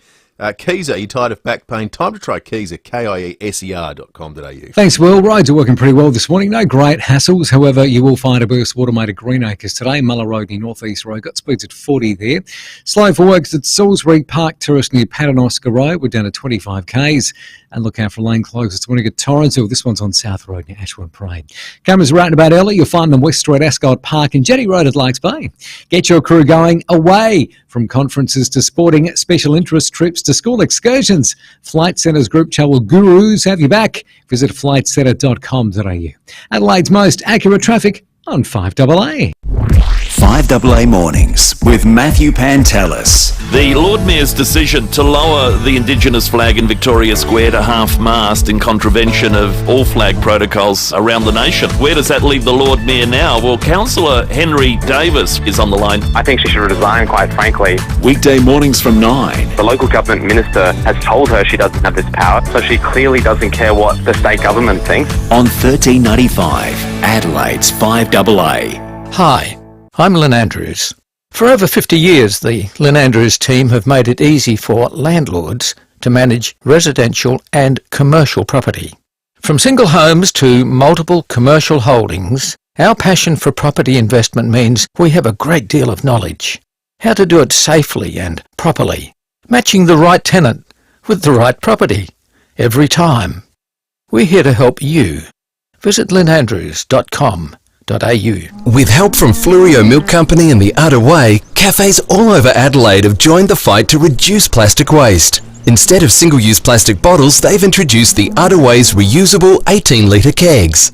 In the initial week, they stand to eliminate 1,500 plastic bottles. Together with other cafes, supermarkets, schools, restaurants, hotels and workplaces, millions of single-use plastic bottles will be taken out of circulation. You gotta feel good about that.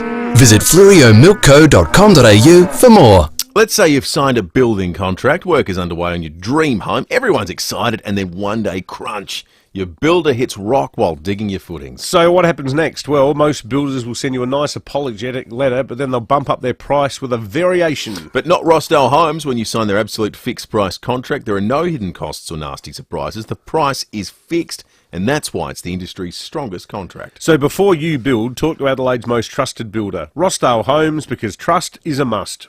Yes, it's just one little word, but at AusYes Migration, it's our favourite one. Can we help with partner visas? Yes. Can we help you apply for Australian citizenship? Yes. Do we look after New Zealanders who are now eligible for permanent visas? Yes. Skilled migration, parents' visas, visitor visas, status resolution for Centrelink payments? Yes, yes and yes. AusYes understands the system and is ready to help you. Go to ausyes.com.au. That's ausyes.com.au. You can do just about anything online.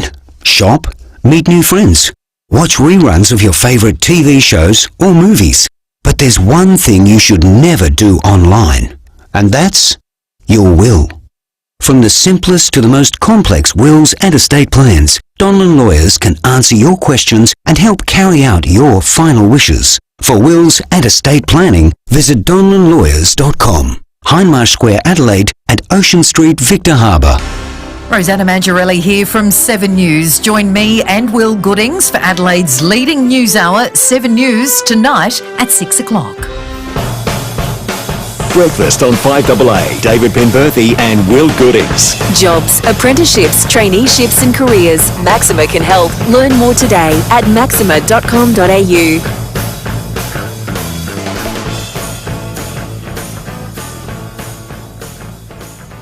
22 after 7. In a moment, Stephen Rowe will join us in 5AA Breakfast. Luke has called into the program on 8223 0000. Morning to you, Luke. Good morning, lads. I'm just going to have a bit of a carry-on here.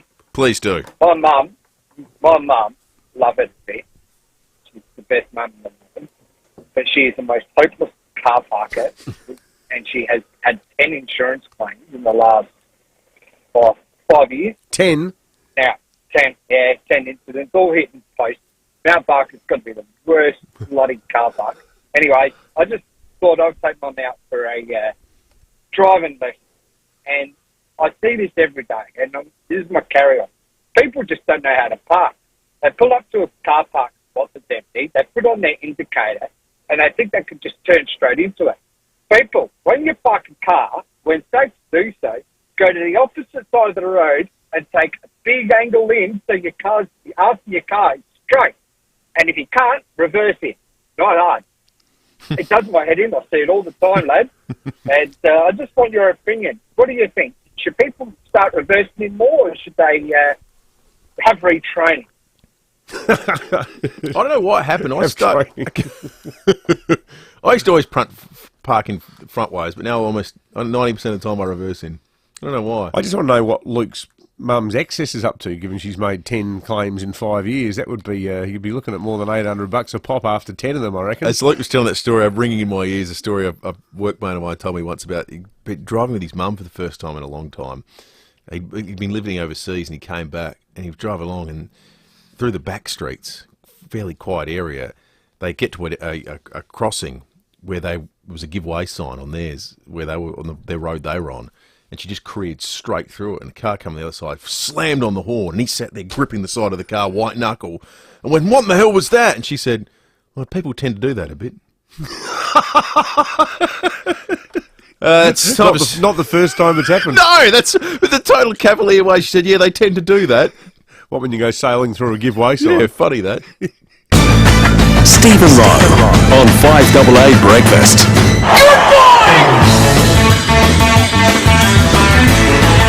Not a bad weekend for our local sporting teams. Rowie will tell all. $70 Schnitty Monday to Wednesday at the Birkenhead Tavern, Excelsior and Lighthouse Wharf. You just know it's a Barrow Hotel. Rowie, good morning to you. Oh, Pema, Will, good morning. A cracking one as well. Just another mixed bag over the weekend. The 36ers had a sensational win over the Wildcats. I reckon the Sixers bunny is the Wildcats at home. God, that was a good win. The Reds were just terrific Friday night. Smoked the reigning premiers 3-0. I reckon they had about four blokes started for them that were 18 years old too. It was unbelievable, that game. God. And 3 of the 4, I reckon, are going to play for Australia. The Socceroos, they were outstanding. Crows lost their first AFLW match of the year and top spot. Port had a draw. But I want to talk about something that really did catch my eye. The Adelaide Strikers women's team, the reigning premiers, we keep forgetting about that. They won the title last year. We made 177. Katie Mack, 86 off 50, as sweet a hitting as you wish to see. Then we rolled the Melbourne Stars. And you have a look at the stars in that Melbourne team, a lot of them are Australians, for 29, which is a new record. We won by 148 runs. Megan Schutt, 3 for 3. Talia McGrath, 2 for 3. Whittington, I think it was, 3 for 4. They were unbelievable. Sometimes it just comes out sweet as a nut, doesn't it? How good was that? Absolutely. Amazing work. You've had a bit of a break, Rowie. Did you get away? Did you catch any fish? Oh, when did I have a break? What, on the weekend? No, I thought you'd been away. Oh, God, have I been that poor on air, have I? I thought you'd been away on a big fishing trip. No, I've been shoulder to the wheel Monday to Friday, from 4 to 7, really pushing up with the sports show, breaking stories and interviewing terrific guests. No, I haven't been fishing. It's been too windy. Where'd you get that from, Pembo? You've been getting the wrong mail. That was at the golf day. I was talking to someone who'd been away on a trip with you. Oh, no, that was a couple of weeks ago, wasn't it? Yeah, it might have been a couple of weeks Don't ago. mind me, mate. Got a bit of Monday brain going on here. We're going to be talking fishing licences after 7:30, Rowie. Bit of a concern there might come through to fish prices. Anything we should ask our fisho expert? Well, what are they doing about snapper? That might be one. Yep. That's decimated a lot of the York Peninsula and the Eyre Peninsula. People like me would tow the boat out there, would stay overnight, we'd fill up with petrol, we'd buy ourselves, you know, heap of stuff from the bakery in the local little deli, we'd buy our cockles, we'd smash the snapper and come home. Now, that's just been taken away. Now I know this for a dead set fact. Every time I drop my line on my marks, the top of this golf, I catch a snapper. Every single time. Now, they're baby snapper. They're everywhere. They're everywhere. They're everywhere. So, how long's that ban been in place, mate? Years. What is it, 3 years?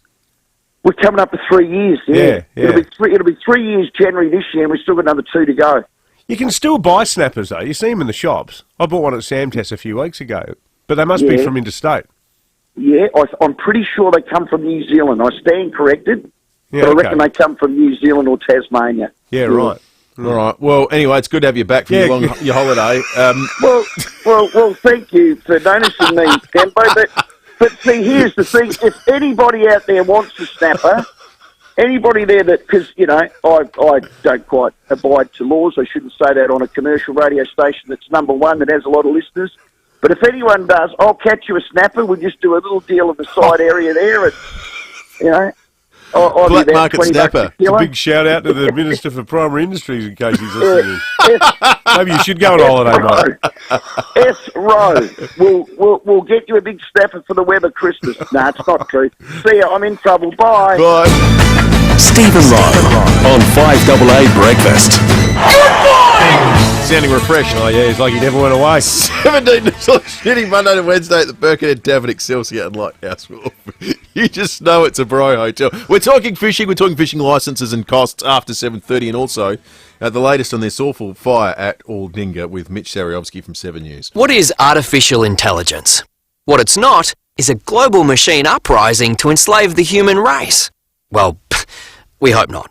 But at Arusa, AI means better business. Arusa AI is a quicker way to search for medical records. Arusa AI is enhanced manufacturing and improved stock monitoring. Arusa AI is always having enough pens in the stationery cupboard. AI isn't coming, it's here. Don't get left behind. Arusa. Innovate. You've selected your block up on the York Peninsula, and now you just want to be there every weekend. Selector Homes have been building transportable homes for over 25 years. They have a huge range of designs, and importantly, their team really listen and are totally flexible with design options. You're not only selecting a fixed price with no hidden costs, you're selecting the best weekends ever. Selector Homes and Building Solutions Display Village, Port Wakefield Road, Burton. Visit selectorhomes.com.au. Now get ready for an unmissable event. Sorry, start that again. Get ready for an unmissable event for car lovers, stacked with family-friendly entertainment. The Northern Muscle Car Club's Charity Family Fun Day, raising money for Heart Kids SA. You'll find rows of the most incredible classic muscle and prestige cars. Admire their sleek designs, roaring engines, and classic nostalgia. Give your kids the thrill of sitting behind the wheel, or they can enjoy everything from face painting to bouncy castles. Now, admission is just $5 for adults, and how's this? Kids under 15 get in for free, plus it's all for Heart Kids SA, so you're making a real difference. The Northern Muscle Car Club's Charity Family Fun Day at Virginia Oval on October 29th from 11am, proudly brought to you by Bendigo Bank, Community Bank Virginia, and District and Elizabeth. 5AA Breakfast is streaming live right now. To watch, simply head to 5AA on Facebook or YouTube.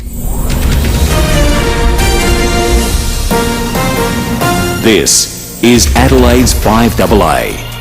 Mostly sunny and 25. With the 7:30 news, I'm Kendall Brettick. Complete windscreen supply and fit, front, rear and door glass. Proudly South Australian since 1976. Tributes continue to flow for Aldinga Beach mother Crystal Marshall as her housemate prepares to face court. The 38-year-old's body was found at her home in Barracuda Crescent after a fire on Friday. A 48-year-old man who also lived there has been charged with her murder. 2 motorbike riders are in hospital after separate crashes yesterday. A 66-year-old man suffered critical injuries after a collision with a four-wheel drive on Cox Hill Road at Onkaparinga Hills, while another man was airlifted to the RAH following a serious crash at Yongala in the state's mid-north. The 51-year-old man came off his bike suffering life-threatening injuries. A servo's been robbed at Angle Vale overnight. Senior Constable Peter Williams says a man threatened staff at the servo on Heaslip Road just after 1:30. He stole some drinks and a quantity of cigarettes, no weapons were seen, and fortunately there were no injuries to staff. The male was last seen leaving on foot in a southerly direction along Heaslip Road. Patrol searched the area but were unable to locate the man. More humanitarian aid has been allowed into Gaza. It was held up for several hours at the Egyptian border crossing so they could be searched to ensure they were only transporting humanitarian aid. Meantime, Israeli militaries express regret for shelling an Egyptian position near the border with Gaza. Rear Admiral Daniel Hagari says it was a mistake. The IDF fired and accidentally hit an Egyptian position near the border with Gaza. We talked with the Egyptians. It was an operational malfunction. We are investigating the incident and will, of course, share the details with Egypt. The Prime Minister will touch down in the US in the coming hours. Anthony Albanese will discuss the next steps of the AUKUS military pact with President Joe Biden. The talks will also cover the war raging in the Middle East and China's role in the Pacific. Winemakers could soon resume exporting to China as the country looks at reviewing taxes placed on Australian wine back in 2020. Both countries have agreed to suspend a long-running World Trade Organisation dispute while Beijing carries out its evaluation. Liberal Senator Michaelia Cash says the tariff should never have been imposed in the first place. This was nothing more and nothing less than an attempt by economic coercion of Australia by China. I mean, do you remember the list of 14 demands that China was going to impose on Australia? Good on Australia's wine manufacturers for standing up to the economic coercion of China.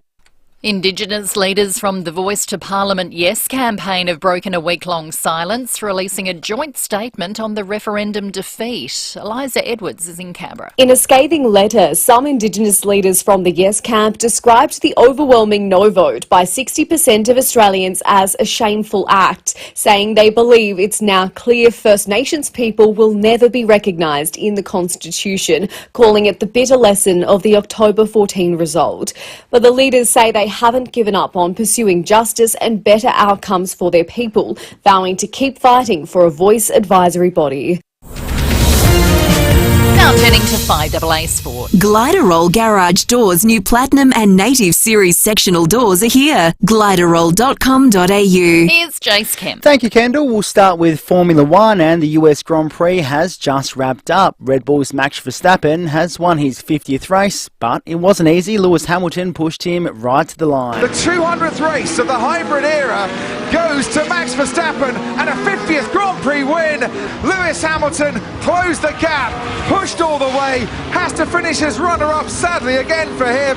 Lando Norris, who waited quite a while to finish third, has now picked up two in two races. That audio thanks to Fox. Daniel Ricciardo finished 17th. Oscar Piastri retired on lap 10 with engine trouble.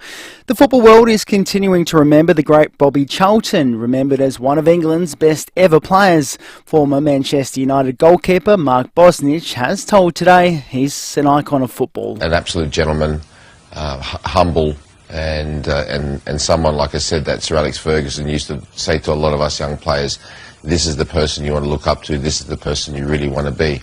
And finally, in the NBL, Melbourne United has defeated New Zealand 97-88 last night. And that's the 5AA Sport. Now to the traffic. Reimagine your home, elevate your life at 88 O'Connell Street Luxury Apartments. See 88o'connell.com. Good morning. Roads are looking pretty good for Back to Work Monday. No great hassles getting to work today, which is good. You will find a burst water main to look at for at Green Acres today. That's on Muller Road near North East Road. Bit sluggish for works around Fullerton Road and Glen Osmond Road intersection just near the Arkabar there. Slowing up at the moment, Brighton Road at Brighton with a camera, West Street and Ascot Park. The new McCrispy from Macca's is set to be their next big thing with 100% Aussie chicken, soft glazed bun, crunchy lettuce and new signature sauce. Only at Macca's. Available after 10:30am. Adelaide's most accurate traffic on 5AA. Can't remember when you had your brakes checked? It's been too long. Call 1300 Automasters now. Mostly sunny and 25 today, a shower or two tomorrow, 19, showers on Wednesday down to 16 and cloudy for Thursday, 20. At the moment, 8. More news as it happens on 5AA. Breakfast on 5AA. David Penberthy and Will Goodings. Jobs, apprenticeships, traineeships and careers. Maxima can help. Learn more today at maxima.com.au. 23 to 8, John Blake coming up this half hour on the program. I'm going to talk to changes to commercial fishing licences. The figures here are absolutely staggering, an increase of 400% according to the advertiser over the weekend. Fisho's warning it could have a flow-on effect to, well, I can't imagine it wouldn't have a flow-on effect to the fish you buy, but we'll talk about that over the course of this half hour. Movies coming up next hour with Luce, and we're going to talk a little bit about the potential increase to GP visits, $100 GP visits on the cards, according to some analysis that came out over the weekend. That'll stop a lot of people from going. Well, you wouldn't be able to go. Like if you're an older person who's on or a low income person or somewhere who's relying on the pension, I mean, are they going to be exempt? There's a whole lot of questions we need to ask about this because, you know, at a time when everyone's madly hoping that the state government can honour its promise of getting ramping down, like if people are feeling sick but can't afford to go, they're just going to start rocking up at emergency wards. Yeah. That's the obvious thing that will happen. Total shambles. Hey, a terrible, terrible story in a suburb very close to my heart, beautiful Aldinga, normally a peaceful place. Well, when the news broke Friday afternoon that a woman had lost her life in a fire, it sounded like a terrible tragedy.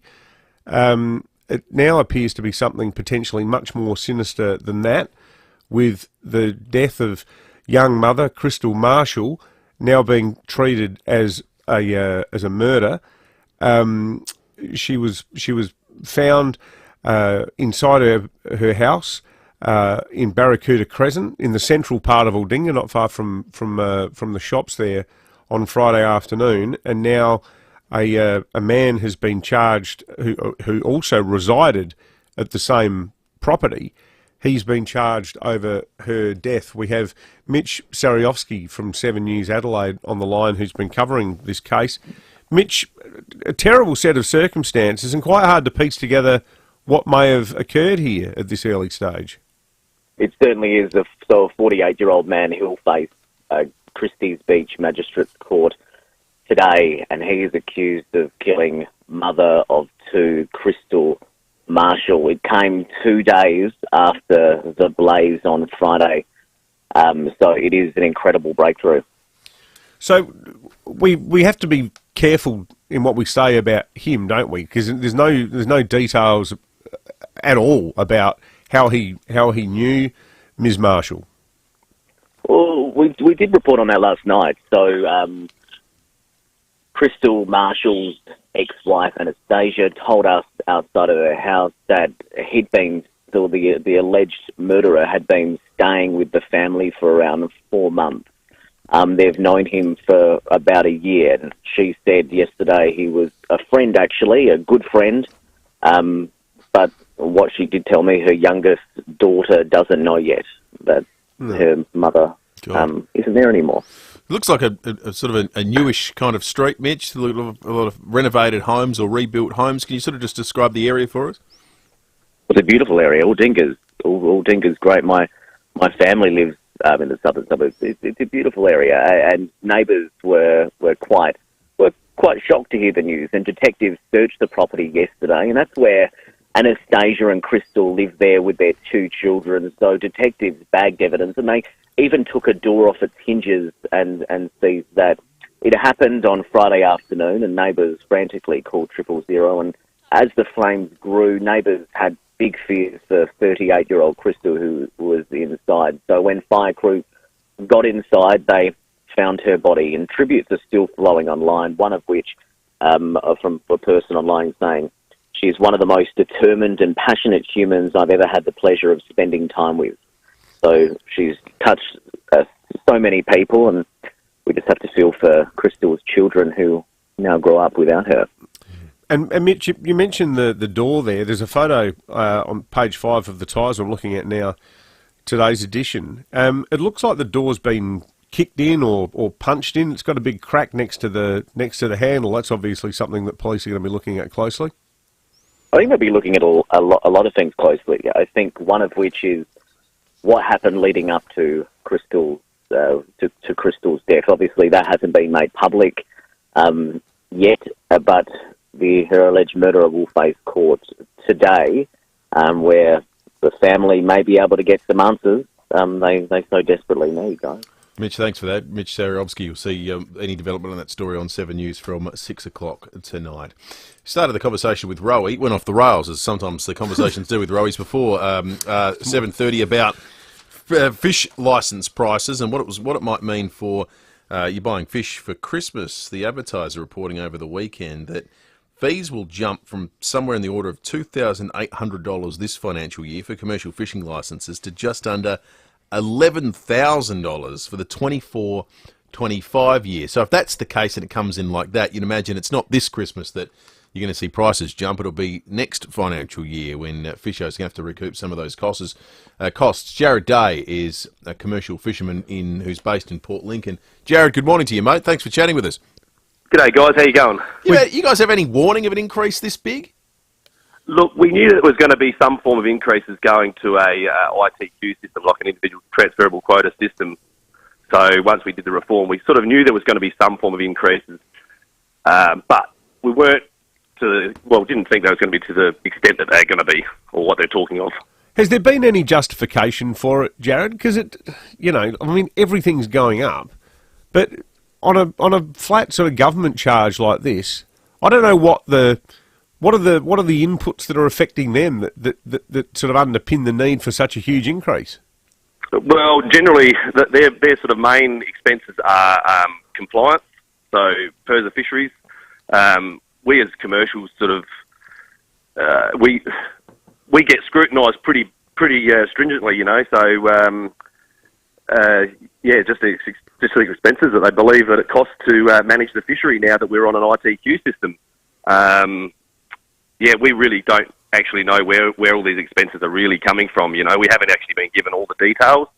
We just get told that this is what it's going to be, and it's very hard for us to get a breakdown of exactly where this money's going. Yeah. Is the new system more onerous on you guys, Jared? Sorry, what was that? Beyond the financial costs, is the new system more onerous on you guys in accounting for your catch and your take and so forth? Oh, it definitely is, yes. We've got a prior report to go fishing half an hour beforehand. We've got a prior report to come home from fishing half an hour beforehand. We must nominate ports. We've got to then accurately, within 10%, estimate our catch of each species or bin tags, and then they must be weighed off within 24 hours of that landing point. God. And then paperwork must be then sent electronically to PIRSA with exact weights, where it's gone to, and then we've got a paper trail as we sell it along as to where it's exactly gone, so they know exactly where every kilo that we've caught has been landed. Well, it sounds more like you're working in a bureaucracy than out, on the high seas catching fish. Yeah, and look, those prices, like you said, $2,800 to $11,000, that's just mine. So I know of some fishers that are paying up to $30,000-$40,000. I just don't see how you can from $2,800. How on earth can you quadruple it? It's crazy. Yeah. There's no cost of living issue that has resulted in a fourfold increase in something. No, and it's a real worry, really, because we're here for one reason and one reason only, and that's to provide seafood for the people who can't fish, the elderly, and the people that live away from the sea that can't fish or don't choose not to fish. Yeah. Look, this is going to have an effect on the general public down the track, and it may not necessarily be in the price of seafood. It may be to the fact that those fishermen aren't there to even supply it. Yeah, right. They just think it's all too hard, it's all too expensive. I'll just go and do something else for a living. Well, unfortunately, a lot of us can't get out of it. They're long-term fishermen, but what choice do they actually have? You can only run a business at a loss for so long. Yeah, totally. Inflation peaked, I think, just under 8%. But in the fishing licence business, it's 400%. 400. Yeah, that's out of control. Yeah, that's right. And in other states, they've got different systems. Like the government actually foot some of these fees. For compliance and stuff. They actually, pay for a fair percentage of it.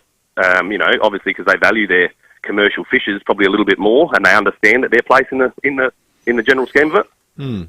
Hey, Jared, while we've got you on another issue, what's your assessment of how the snapper band's tracking, now the snapper population's recovering out there? Well, look, at this stage, it's not going to be open until 2026. Basically, the general public know just as much about it as we do. There does seem to be a lot more fish out there, hoping that they will open it up sometime soon, or, definitely after that time frame. But, once again, that's a PIRSA managed species. And us as fishermen have got the blame for as to why it's at its demise, yet we're paying these exorbitant fees, as you know, to manage this fishery, and yet we get the blame for it. Yeah. It's their science and their people that are actually that are managing it. So, it's a shame that fishery has gone the way it has. But look, history is history, and we've got to roll with it. And hopefully, when it comes back, it gets looked after. Great insights, Jared. We appreciate you chatting with us this morning. Jared Day, commercial fisherman based out of Port Lincoln. As much as shocking as the financial impost is, the paperwork. Having to record that you're coming in from fishing? Who invents that sort of stuff? People who have never done the job at hand, generally, I think. Yes. Well, it's interesting. As Jared was saying that, I was thinking about our chat last week to Grant Stevens as well about the changing nature of policing. Well, there's fewer police on the beat because you busy spend filling in doing forms. Paperwork. Yeah, totally. Nicola Centofanti, the Shadow Minister for Primary Industries, has called in. Good morning. Good morning, David. Good morning, Will. Thanks for having me. Not at all, Nicola. What do you make of those increases? Yeah, look, David and Will, the marine scale fishery reform was always bipartisan, and, it was really done to ensure that South Australia had a sustainable and economically viable seafood industry. But I think right now the seafood industry has got absolutely no confidence that Claire Scriven has got the right balance. And, the Minister has said that it needs to be a user pay system. The more quotas you have, the more you have to pay, which I don't think fundamentally anyone would argue with. However, she's failed to use the same logic between the four species, which obviously have differing amounts of quota per species.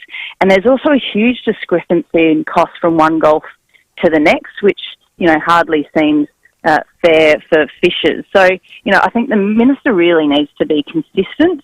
And at the end of the day, the fishery has to be economically viable as well as sustainable. Otherwise, we won't have a commercial fishery into the future, and people will be paying for that through their hip pockets, at the supermarket. So too high and they shouldn't go ahead with it, you think? No, I just think the Minister needs to be consistent, and the Minister's also been sitting on a report into the independent review into cost recovery for the fishing sector for 3 months now, and I've asked her multiple times in the chamber whether or not she's communicating with industry about that report, and she continuously fails to answer the question in the chamber as to whether she's going to commit to releasing that report publicly and at the bare minimum to industry stakeholders, because at the end of the day, as I said, it's got to be economically viable for these fishers, and at the moment a lot of them are saying to me and suggesting to me that their business isn't economically viable into the future. Nicola Centofanti calling in there. Thank you for that. 10 to 8. Let's check traffic thanks to Keezer. You're tired of back pain? Time to try Keezer, KIESER.com.au. Thanks, Will. Pretty good run in from Monday. No great hassles, which is excellent. However, you will find a burst of automated Greenacres today. Muller Road near North East Road got speeds down to 40 k's. Dry Creek for works is also slow. Salisbury Home near the Wingfield interchange speeds at 60, and sluggish South Road at Theberton. Early morning cameras, look out for those. Jetty Road, Largs Bay and Warner Road at Semaphore. You wouldn't operate a chainsaw blindfolded, so why dig without searching before you dig first? If you don't, you're digging blind. Search before you dig online every time. Adelaide's most accurate traffic on 5AA. Need a forklift? Don't just get a forklift, get a Toyota forklift. Toyota is the world's #1 forklift brand, with a great range of pallet jacks, walkie stackers and reach forklifts, right up to their leading Toyota counterbalance forklifts. Legendary reliability and safety with cleaner, greener electric options, Toyota can tailor the right forklift solution for you. It's all part of the Toyota forklift advantage. For more, visit toyotamaterialhandling.com.au. Get a Toyota forklift. If you need to fix your pipes, call Precise. Call Precise. If your toilet's blowing up, call Precise. Call Precise. If your lights aren't turning on, or your hot water is gone, or a plumber or an electrician, call Precise. Precise. Precise Plumbing and Electrical. Call 1300 700 200. That's 1300 700 200. Precise Plumbing and Electrical. Local and experienced trade specialists. Or a plumber or an electrician, call Precise. Call Precise. Some of the most amazing inventions and businesses were conceived in a shed, like the Disney Brothers cartoon studio, creating the Alice comedies, which later inspired Disney's version of Alice in Wonderland. And if the Wright brothers didn't have a shed, they may have never invented the world's first aircraft. That's right. So imagine what they could have done if they had an Olympic Industries shed. Speaking of which, the Olympic Industries sale is in its final days. If you want to invent something that's, changes the direction of humanity, your last chance to save on Olympic Industries sheds, carports and verandas. Or maybe you just want somewhere to store your gardening equipment or your car. Great things happen in sheds, and even greater things can happen in an Olympic Industries shed. But hurry, the sale is in its final days. Jump online at olympicindustries.com.au and request a quote, or call into Olympic Industries, Para Hills West, Clarence Gardens, Paraka and Ranella. Olympic Industries, built to last. Before it's with the chef, before it's on your plate, before it's on your lips, that sensational cut of beef, lamb, pork or poultry was in the hands of a great butcher.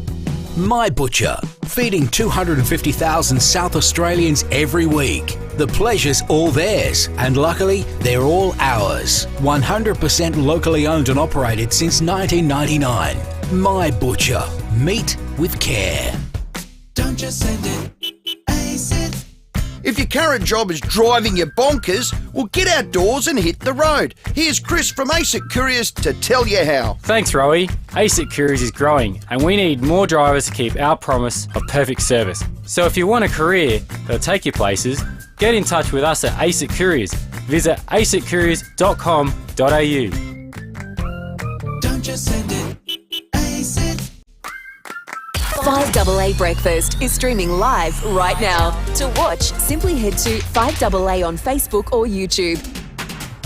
Breakfast on 5AA. David Penberthy and Will Goodings. Know someone finishing school and looking for an apprenticeship or a traineeship? Visit maxima.com.au. 6 to 8, John Blake in a moment.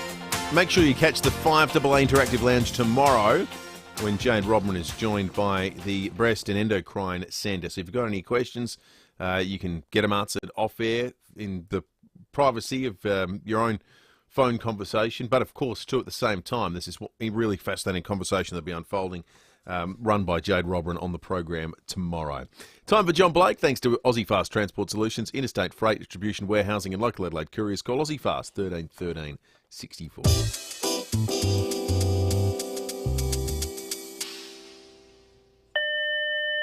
Yes, Steph. Tom Goodson-Turners is here to see you. Okay, send him in. Will do. You can go in. Come in, Tom. Hello, Peter. G'day, Tom. Boy, oh boy, you must be miffed at the moment. Why? Well, Albo's about to trip off to China to meet up with your little mate Xi Jinping. And, Well, that's okay. He's trying to get tariffs lifted like I was. yeah, but he's going to be talking to him about climate change and at the same time trying to get tariffs on coal lifted so we can get back to exporting coal to China so they can continue to contribute to climate change. Oh, well, it's complicated, you know. Just when you're about to build your little hydrogen factory, you must be ticked off that he's making you look like some sort of giant hypocrite. Oh, come on. That's not me saying you're a giant hypocrite. That's just what Albo's making you look like. Well, I can't be concerned with... You're building a hydrogen plant to combat climate change, and at the same time we're digging up coal and sending it to China. Yeah, but it's... People are saying, what's Malinowski's doing? He's using his stupid bloody hydrogen plant to make himself look like some sort of environmentalist just so he can get votes. Oh, That Malinowskis is such a con artist. Tom. That's not me saying that. That's what other people are saying. I can't be responsible for what Albanese is... Bloody Malinowskis! Excuse me? Who does he think he is? Be careful, Tom. Can't even be honest enough to stand up and say Albo shouldn't be sending coal to China. Tom. It's not me saying it, Peter. This is what other people are saying. Yeah, okay, but that's enough. They're wrong. Oh, they're wrong, all right. Yeah. Yeah. Bloody pretty boy. Sorry? Just some other stuff they're saying about you. Just, you slimy union lackey. Tom. That wasn't me. You can go now. Yeah, okay, I'll see you later, Peter. Yeah. Always trying to con the voters into thinking you're a nice guy. Well, the honeymoon's over, Malinowskis. Watch your mouth, Tom. We're not falling for your stupid car races and your stupid golf tournaments and gather rounds anymore. You need to start doing something substantial and start behaving like a bloody premier. Get out. I would never say any of that. Other people have been saying it. 5AA News not too far away. More from John Blake after 8:30. Been talking the cost of fishing licences this half hour. The Minister for Primary Industries, Claire Scriven, has called into the program. Minister, good morning to you. Good morning. So what's going on, Minister? And can you try to answer the question in plain English? How do you justify these increases? Okay, look, I'll certainly try. So there was a big review and reform of what's called the marine scale fishery. So the 4 big species under the Liberal government. They included a 4-year of subsidy because it was some big changes. It was making having transferable quotas. So you can go and catch fish and you can sell the right to catch that fish. That's what the quota is. Now, those subsidies were for the transition, and those subsidies end on the 30th of June next year. So that's the biggest change to what people are talking about in terms of the licence fees. Now, separate to that, is because of those changes, fishers were told in advance that that would also affect the base fees. So we'd have base fees and then we'd have fees based on quota. So the more you're allowed to catch, the more you would pay to be able to make sure that we can sustain our fisheries, we have compliance, we have research, all of those sorts of things. So that's related but separate, if you know what I mean. That's what's gone out recently. But what sort of really industry can cop a 4-fold increase in the cost of doing business overnight? Well, this is the difference between being subsidised and the fees going into what was always going to be the case. So the fishers knew that the subsidy was for 4 years while there was the transition from what was in existence previously to what's in existence now. So that's the main difference, and that comes into effect on the 1st of July next year. Okay. Well, thanks for that, Minister. Minister Claire Scriven. I don't really understand what's going on here. I didn't think either of those politicians were talking particularly intelligibly. I couldn't understand why the Liberal shadow didn't, like, if she's upset about it, say so.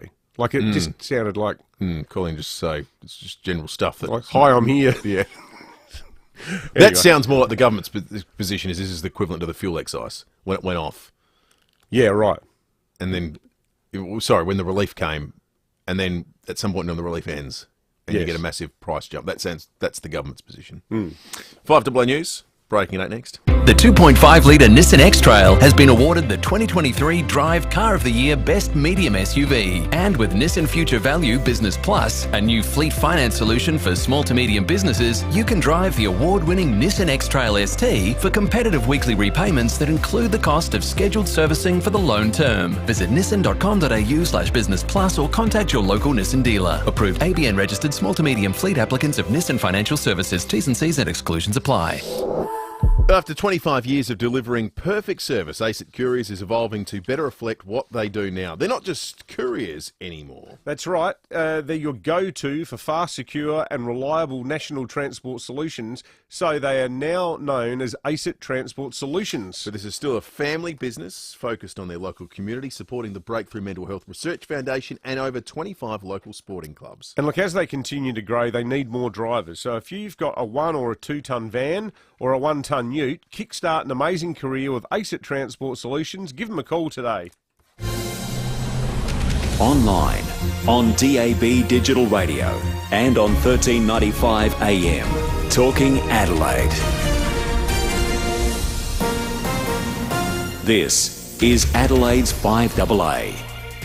Mostly sunny and 25. With the 8 o'clock news, I'm Kendall Bretty. Chipped windscreen? Complete Windscreens can repair it from just $99. Look for the big red koala. A man will front court today charged with the murder of his housemate at Aldinga Beach on Friday. The body of mother of 2, Crystal Marshall, was found inside her Barracuda Crescent home after a fire broke out. Her 48-year-old housemate was arrested following an examination of the scene. And fire cause investigators will head back to Wollonga South this morning after another house fire. More than 20 firefighters battled the blaze on Delabole Road just before 7 p.m, while a small grass fire also broke out nearby. Luckily, no one was home, but the damage bill is estimated at $200,000. 2 children have died and 2 others are fighting for life after a fire ripped through a shed in Victoria. They were inside the shed on a property north of Geelong when the blaze broke out. Inspector Emma Bartel says police are trying to piece together what happened. It was very much a chaotic scene. For the sake of the families that are involved in the community, I think we owe it to them to find out what did take place and give them some answers. The Israeli Prime Minister has issued a warning to Hezbollah as he visited troops on the northern border. More from Alison Bacharski in Tel Aviv. Benjamin Netanyahu told his troops that Hezbollah will be crippled if it made the mistake of its life by joining the Israel-Hamas war. Clashes on the border have taken place every day since October 7, climbing in intensity in the last 3 days, resulting in the voluntary evacuation of 28,000 Israelis in the northern villages. On the Gaza-Egypt border, a second convoy of 17 trucks carrying humanitarian aid has been allowed to enter the Palestinian enclave through the Rafah crossing. There, foreign nationals wait, hoping to make safe passage into Egypt. The Australian government is currently assisting 77 Australians, including permanent residents and immediate family, who are stuck inside Gaza. The Prime Minister's on his way to the US for trade and defence talks with President Joe Biden. Supporters of Julian Assange hope the WikiLeaks founder's case is also raised during Anthony Albanese's visit to Washington. He's an Australian citizen and faces charges in the US for leaking classified military documents. His father, John Shipton, says Mr Biden should end the prosecution now. Anthony Albanese has a son, and I could say, well, you know, if you were to be predeceased or about to be predeceased by your son being locked up for 175 years, you can understand my position. Labor is losing support in crucial seats, which secured the party's election victory after the Voice referendum. The latest news poll shows support for the Prime Minister's been steeply declining in the past 6 months, with large falls in SA and Queensland. Australians could be charged more than $100 for a standard non-bulk billed GP appointment from next month. The change marks the 3rd time the recommended fee's gone up this year as doctors cope with rising costs. Rural Doctors Association Chief Peter Rutherford says the government's looking at a range of strategies for a better funding model for primary care. The GPs will bulk bill the patients that are eligible to be bulk billed as much as possible, and certainly those patients that may not be able to afford to pay the full amount. A new report shows barriers to women fully participating in the workforce is costing the economy $128 billion. The report by the Women's Economic Equality Task Force shows child rearing and household duties are trapping some women in poverty, but 30% of men don't believe gender inequality exists. Optometrists are urging parents to get their kids off screens and out into the natural light, with evidence of a short-sightedness epidemic. The proportion of children diagnosed has almost doubled. Optometrist Nikki Kipsaris says it's too easy to fall into bad habits. You need to send them out at least 2 hours a day. It's a formula. They must go outside 2 hours a day, and it's a must. And they need to have regular breaks when they're on devices, and even when they're reading, and even on a laptop, and they need to be blinking properly too. Now turning to 5AA Sport. Gliderall Garage Doors, adding strength, safety and style to South Australian homes for over 40 years. Gliderall.com.au. Here's Jace Kemp. Thank you, Kendall. Travis Head concedes it's unlikely he'll feature in Australia's next World Cup match on Wednesday night. The batsman is back in the nets in India 5 weeks after breaking his hand. He says he's taking things slow. Hopefully the next few days goes well and give myself the best chance to play at some stage. I know I will be fit come some stage. When that will be, we'll see. But yeah, just very, very happy to be back around the boys and back around the environment, which is exciting. Meanwhile, India remains undefeated at the World Cup after knocking off New Zealand by 4 wickets. Let's go to Formula One, and it's been a tough US Grand Prix for our Aussie drivers. Oscar Piastri was forced to retire on lap 10 when his car overheated. Daniel Ricciardo finished 17th, while Max Verstappen claimed win number 50, with Lewis Hamilton finishing a close runner-up. The team has just done an incredible job all year long, just dominated, and Max has been really flawless. So we were catching him towards the end, and I was hopeful, but we needed some more laps. That audio thanks to Fox. The golfer Minjee Lee has won the BMW Championship in South Korea. The 27-year-old defeating American Allison Lee in the 18th hole playoff. And finally in the Premier League, Aston Villa defeated West Ham 4-1. And that's the 5AA Sport. Now to the traffic. Reimagine your home, elevate your life at 88 O'Connell Street Luxury Apartments. See 88o'connell.com. G'day there. Roads aren't looking too bad for a back to work Monday, which is always nice. No great hassles. However, you will find a burst water main to look out for at Greenacres, Muller near North East Road. Got speeds of 25. Do have a lane closed today at Torrensville, South Road and Ashburn Parade. We're getting busy at the moment. Marion Road at Anzac Highway and quite slow Brighton Road at Brighton. Got a Canberra 2, Lady Gurry Drive at Taparoo. The Guzmani Gomez Gully Burrito with its Chipotle seasoned fries, choice of filling, fresh pico de gallo, guac sour cream and more. It's legendary, only at GYG. Adelaide's most accurate traffic on 5AA. Can't remember when you had your brakes checked? It's been too long. Call 1300 Automasters now. Mostly sunny, heading for 25. A shower or two tomorrow, down to 19. Showers on Wednesday, 16. And cloudy for Thursday, 20. At the moment, 10. More news as it happens on 5AA. The T2D project is the biggest road project our state has ever undertaken. It will change the way South Australians live, move and connect. We're shaping the future of South Australia. Learn more at t2d.sa.gov.au. A message from the Government of South Australia. Get a read on today with The Advertiser. Catch up on breaking news and stories from Escape, Body and Soul, Delicious, plus sport and so much more. Visit theadvertiser.com.au today. We're for you.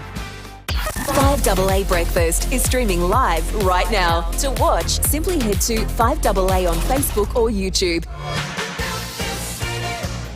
Breakfast on 5AA. David Penberthy and Will Goodings. Know someone finishing school and looking for an apprenticeship or a traineeship? Visit maxima.com.au. 8 after 8, 23rd of October. Beautiful day on the way.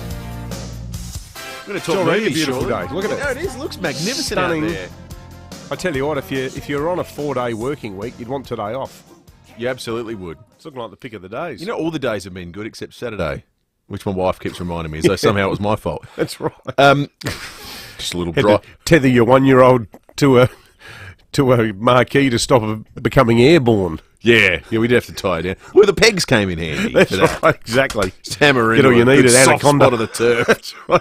Or Snowies. I like Snowies it was more. good. She We was love almost, the people at she became a Snowies. mobile at one point in time. It was terrific. Snowies are great. Local SA business. Yep, absolutely.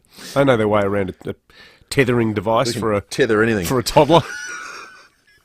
That's not legal either, dude. Breaking at 8 coming up in just a moment. We've got the Lucy's movie review setup coming shortly as well. Looking forward to that. No idea what's left in the movie bowl category-wise. We'll find out very, very shortly. And then after 8:30, we're going to do a bit more work about this really concerning story came out over the weekend with regard to the cost for a standard GP consultation rising to $102 in November. So that's for non-bulk billed visits. Yep, for a standard non-bulk billed appointment. Well, what about, there was a story the other day, about 6 months ago, the federal seat of Mayo, apparently there are no clinics that bulk bill. You can't get it. Well, good luck. If you're in at one, well played. But if you're not, you're in real strife. The AMA have made the recommendation saying it's the rising cost of running a practice, which I get. There would be rising inputs, but $100 to go to the GP. Good luck with that. 8223 is the number. You might have some thoughts on that story. We're going to talk about it in depth after 8:30, but we'll hear some stories. What happens at your GP? Where are you going? What would $100 mean to you? What would it mean if that's where it got to? Let us know on the Duttons text line as well. Big 10 Ford, GWM Haval, Hyundai, Isuzu, Ute, Mazda, Mitsubishi, Nissan, Ram, Subaru and Volkswagen. Duttons, easy to do business with. Well, the Lord Mayor, Jane Lomax-Smith, landed herself in strife last week over her what appears to be unilateral decision to lower the Aboriginal flag to half-mast in recognition of the successful no vote at last Saturday's referendum.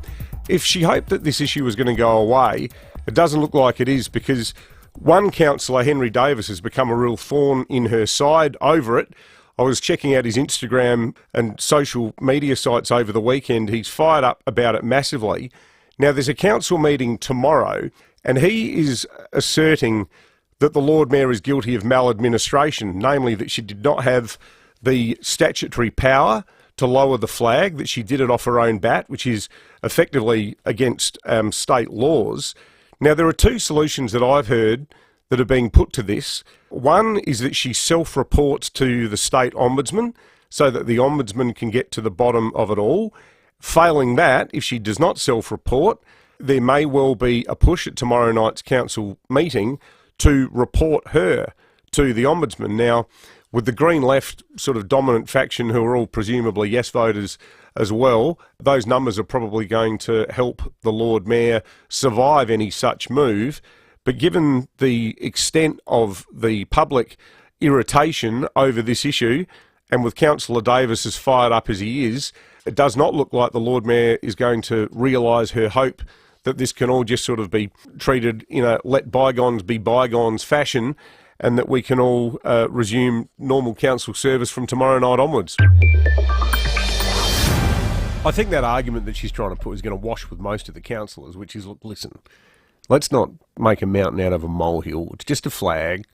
I only did it as a kindly gesture to recognise the fact that a lot of Indigenous Australians are really upset. But there's a significant group of people on the council who don't buy that. And there's a significant percentage of the community, based on the sort of feedback that Pants was getting, because he had the Lord Mayor on, he had Henry Davis on, and it was something that lit up the switchboard, to use a time-honoured radio cliche. Sure did. Andrew, good morning. Good morning, Will. Good morning, David. Let's talk about doctors. Yes. Doctors aren't to blame, right? They've got rising costs for the running of their practice, which is their employees, the receptionists, the electricity costs, which are sky high in this cost, so on. I'm guessing, Andrew, too, their insurance has probably gone up if everyone else's insurance is anything to go Correct. So you go there and they say, rightio, you've got to pay, we'll say whatever it is, $90 at the moment. So they say, rightio, you pay your $90 and they say, put your card back on and we'll give you the Medicare rebate, which is about $45 or somewhere there, $45, $50. Now, you can't blame the doctor for being out of the pocket. What you got to do is blame federal politicians and state politicians who are out of touch with how the rest of us all got to live. That's the bottom line. So what do people do? I can't afford to go and pay that to the doctor. All right, I'm going to the Lower Mac, I'm going to the Row, and I'll wait in emergency. And there's your rampant problem. 100%. Exactly right. Exactly. Great call, mate. Yeah, and that's the problem. Politicians talk a lot of crap. They don't know how the rest of us live. We wasted $550 million or whatever it was on a referendum that shouldn't have been held. The money could have been better spent elsewhere. Thank you, Andrew. Cheers, Andrew. Appreciate it. 8223 0000 the number. Bob in Cheltenham, good morning. Good morning, guys. In regards to the City Lord Mayor, I personally think it is just a case of elitist arrogance. Yeah. And that's as best as I can put it, without being sort of worse. But that was just arrogance on her part. Yeah. Yep. Well, good word for it. That's elitism. Been a lot of that about in the last week or so, I think. The Waleed Ali explanation for how most of Australia got it so dreadfully wrong. They're not very smart. What about that? It's a very convenient and comfortable political explanation for any time you're on the losing side of anything. It's just that the other side don't get it or are dumb. Yeah.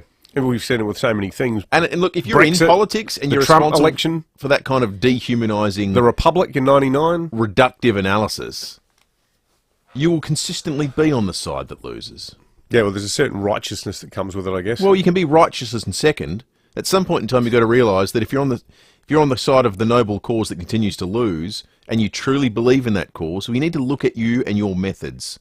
Otherwise, you don't really care about your cause succeeding. You just care about you looking good to your mates and the people that already agree with you. Yeah. Couldn't agree more. On you, Bob. Thank you, mate. A few Dutton's texts coming through. I really like this one. This is from a Hills listener. We've been talking this morning about car parks that drive you mad. How's this? Reality check, or rather relativity check. We've got a great car park at the Sterling Woolworths. We just haven't got a Sterling Woolworths. Excellent. Thank you. Dutton's text line 0480 81394. I love this story this morning. The creator of the world's hottest chili, a man this is in Carolina, who runs the Pucker Butt Pepper Company out of South Carolina. He invented Chili X. It was recognised by the Guinness World Records as the hottest chili. He makes chili sauces. This is it's a genetic spin-off of the Carolina Reaper, which until recently was one of the hottest chilies in the world. Here is Smokin' Ed Curry, the creator. When I'm trying to create a new pepper, I start with the capsaicinoids that are in there. Peppers, everybody knows the three major ones, but the minor ones are the ones that really bring it up. So first thing I look for is peppers that have those minors. You can make something really, really hot, but if it tastes like crap, you can't do anything with it. So the second thing is looking for flavor. So when we bred this pepper out, first thing we look for is something to raise that heat level to what we thought was going to be the maximum. And the second thing was the flavor. So having heard all that, he then tasted it along with some other people. Here's how that sounded. It's very spicy. What do you think of the flavor, Claus? I love the flavor. I think there's some oak in it. And pencil. Yeah, pencil. Yeah. Pencil is really good. Holy. Even though I don't look it, I'm feeling just like Claus is feeling. Oh. These guys are right now feeling there's an intense burn that happens immediately. And then your head kind of feels like, oh no, what's going on? And then your body just starts reacting. You get it in your arms, you get it in your chest. It has no real throat burn like the Reaper, but that comes on later when you're in pain. He said he literally bent over groaning in pain for 3 or 4 hours. Yeah, it takes 4 hours to recover from eating it. It's insane. I do not get it. Like, I love hot food, but I reckon anything hotter than a habanero, and I'm out. Have you ever tried, like, I had a teaspoon once of this sauce, and it was hilarious. I did it at the Royal Show. It was years ago when I wasn't working in radio, and I was about to go on with Sonia Feldhoff. I used to do a spot with Sonia Feldhoff, who's lovely, and her sister Andrea and I went to school, so we're sort of old mates through that. I had half a teaspoon of this hot sauce called Scorpion Strike 10 minutes before I was meant to go on air. Then I went and joined her on the panel. And she looked at me and she goes, "You look like you're about to die." And I said, "I've just had some hot sauce." And I was still like having this full-on convulsion from it. And it lasted for about an hour. And that wasn't even close to being the hottest. It was a Trinidad hot sauce made out of a real, like a boot jalopy type chili. But people go crazy for this stuff. I don't get it. Have any of our listeners tried anything stupidly hot? 8223 text of the Duck text. I'll order everything hot. Yeah, me too. I love hot chili. But I've never done. I've never tried one of these sort of, show off to your mates hot chilies that are designed just to be hot. This one that these guys tried, apparently, the heat continues to increase in intensity for the hour after it's consumed.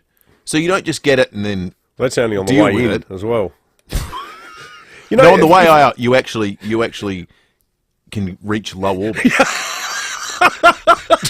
If you go to Chili Mojo, which is easily one of the best shops in Adelaide, there on McGill Road, doing God's work, selling proper Mexican and American ingredients for more than a decade now, they have some hot sauces there that are so hot, they won't sell them to minors, and also you need to sign a statutory declaration saying you know what you're getting yourself into. Well, if that's you, we'd love to hear from you this morning. 8223 You can text us on the Dutton's text line. Let's check traffic thanks to Keezer. Are you tired of back pain? Time to try Keezer, KIESER.com.au. Thanks, Will. That Brown Hill Creek car fire on the freeway uptrack near the Mount Osman interchange. Green Acres, Burst Watermain, Muller Road near North East Road, got speeds at 40 there. Another Burst Watermain, this one's at Trot Park, Majors Road near Lonsdale Road. Busy at the moment, Marion Road at Richmond with a camera setting up right now, Alawuna Avenue at Mitchell Park. Multi-stop flights, multi-headaches. Not when you book with a Flight Centre Complex Air Specialist, making round-the-world travel a breeze. Visit flightcentre.com.au to find out more. Adelaide's most accurate traffic on 5AA. I like to call it a passion. I can be sitting relaxing. I'm spending this holiday locked in. Back then, wasn't worried about me though. In the gym, trying to work on my free throw. What's poppin'? Brand new whip, just hopped in. The new Kia Seltos. That's what's poppin'. And yeah, it's got options. The new Kia Seltos. The word is out. Brand new whip, just hopped in. Kia. Movement that inspires. If you need to fix your pipes, call Precise. Call Precise. If your toilet's blocking up, call Precise. Call Precise. If your lights aren't turning on, or your hot water is gone, or a plumber or an electrician, call Precise. Precise. Precise Plumbing and Electrical. Call 1300 700 200. That's 1300 700 200. Precise Plumbing and Electrical. On time, on budget, on the job. Or a plumber or an electrician, call Precise. Call Precise. Here's a philosophical question, Will. What is artificial intelligence?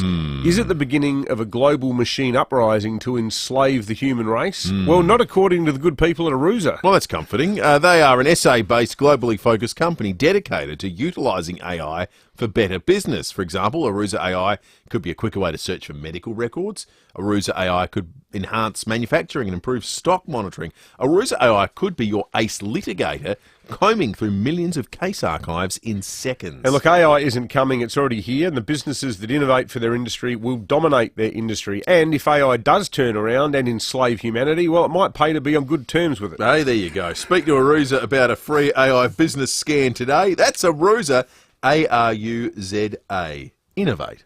G'day everyone, Cornsey here. Now, I know a great team and I see one, and the South Australian hydraulic team I rate the highest is BL Shipway. I've known them for a long time. David Shipway is one of the best blokes you'll ever meet. BL Shipway, they've been looking after your hydraulic and pneumatic needs since 1953 with brands like Ryco, Rexroth, Enerpac, Hydac, Oilpath, EasyFit and many more. And if you can't get to them, they'll send a Ryco 24/7 van to you anytime, anywhere. blshipway.com.au, the South Australian team you can count on.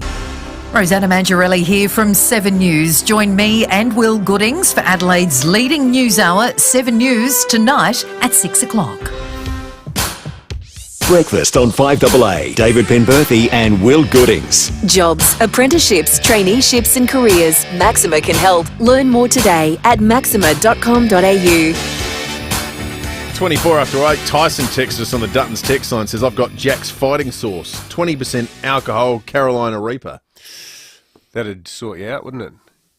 If you want to have something really hot, go over the road to the Jasmine. Everyone knows what a Vindaloo is. Have you ever had the Tindaloo? No, I've not had that. Too much? Oh, it's just life-altering. Hot sauce is life. I reckon hot sauce is sensational. Our fridge now is just full of hot sauces. You got a go-to? Oh, depends on the thing. Best Cholula? one? Cholula is good hot Cholula's sauce. great. Cholula's like Rosella tomato sauce in Mexico. Everywhere you go, there's a bottle of Cholula. That you've never Cholula sold Mexico me more than that moment and right Tapatio. There.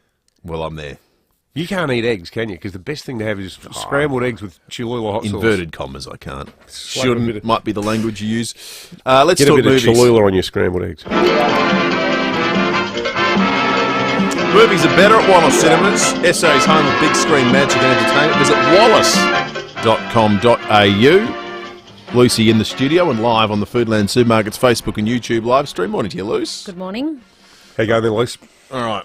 Yeah, I bow out at capsicums. Seriously? Yeah. What about a jalapeno? Oh, They're mild. At a stretch. What about a habanero? No. They're good. I'm a weakling and I'm proud of it. They're fruity habaneros. Oh, not in my mind, Dave. My father thinks the whole liking chili is some sort of, macho pursuit to impress your mates. He can't get his head around it. It's a flavour thing. Yeah, yeah. All right, let's dig into the movie bowl and find out what we've got here. Oh, okay, I've turned it the wrong way. That would help. Now, here we go. Here we go. Legal Eagle films from before 1990. This goes to Lucy's. Well, your past law as a degree. law student. Yeah, left in the past. But at least you finished the degree. Graduated, practicing at law. If we run into trouble on the program, you can be our litigator. That or Arusa AI. Arusa AI would do a better job. Arusa AI, sort of like the A Few Good Men version. Sort of Tom Cruise's character, as I understand it. Now, The Verdict from 1982 up against 12 Angry Men from 1957. So, what's that? The Verdict, that's a good film. That's Paul Newman. 25 years between the two movies. 12 Angry Men or The Verdict. 12 Angry Men gets referenced a lot during the jury. It does. Of course. We often talk about the lone juror fighting against the tide of opinion. 8223 Legal Eagle films pre-1990. What's Lucy watching? The Verdict or 12 Angry Men? You probably... A lot of good courtroom dramas, particularly from the olden days. One of my favourite is Inherit the Wind. Great film. I was just saying to Sam, in our entire 5-year law double, we didn't watch any fun films about law. Didn't you? It was all bookwork. So many. Yeah, no, it was all bookwork that I may or may not have completed. Boring, I'd wager that we have the entire genre of court films thanks to 12 Angry Men. I think that's why it's a genre of film from 1957. I suspect it wasn't... This is the one that made the whole thing popular. We shall see. The Verdict was where I think it was Paul Newman, and he was a lawyer who was down on his luck, and he'd had a bad run of trials, but then he had this big comeback trial. Okay. 8223 The Verdict or 12 Angry Men. Maria in Seaton, good morning. Good morning, Lucy. Good morning, boys. It has to be The Verdict. Thank you, Maria. Oh, there we go. Paul Newman fan. She's the only one, it appears. Yeah. People don't like legal films. No, we've got Bob there. Oh, no, we haven't. No. No. Bob's gone. 8223 Bob's not here, man. The Verdict or 12 Angry Men. 25 years separates them. I haven't seen The Verdict, okay, I've got to confess. I'm not familiar with it. No, it wasn't a big hit. It's quite obscure. I don't actually think I've seen 12 Angry Men, though. I reckon it's one of those movies that people reference a lot, but they haven't necessarily seen it. Yeah, because it totally cut through. I think I saw it during screen studies at uni, I reckon. That when it was one that was studied at that point in time, but I wouldn't have seen it for 20-something years, I reckon. 8223 A few texts. No, people just touring out random other law films. Someone's nominated My Cousin Vinny. My Cousin Vinny as the best and A Few Good film. Men. Both excellent legal films. Yeah, A Few Good Men was in the 1990s, though, so not in the category. I love A Few Good Men. I've seen that movie too many times. Phil in Henley Beach, good morning. Hello, yeah, definitely 12 Angry, but the original, not the remake. Oh, we're talking about the original, 57. Yeah, that's a classic. Thank you, Phil. Karen, good morning. G'day, people. I reckon The Verdict. The Verdict. Thanks, Kaz. Brompton to Theberton. Sam, good morning. Morning, boys. Theberton, yes. We say yes to new development. Whether you like it or not, it's coming, Sam. Whether you like it or not, it's coming. 12 Angry Men. Thank you, Sam. David, good morning. Good morning, gentlemen and Lucy. I'll go for 12 Angry Men, one of the greatest films ever made, and pretty much all set in one room. Yeah, exactly right. Now, Newton, second straight caller from Newton. Mark, good morning. Good morning, lads. 12 Angry Men, it's the benchmark. Everything else is a knockoff. And if I look at that film, I just feel like I'm suffering in a hot room. It's a shocker for making you feel hot. Yeah, claustrophobic. Thank you, Mark. Carrie, good morning. Good morning. The Verdict for me. Oh, thank you, Carrie. Late comeback by the verdict. And Scott and Modbury, good morning. Hey, g'day, guys. 12 Angry Men, but Lucy, you do have to watch My Cousin Vinny if you want to have a laugh. Was that you who texted in, Scott?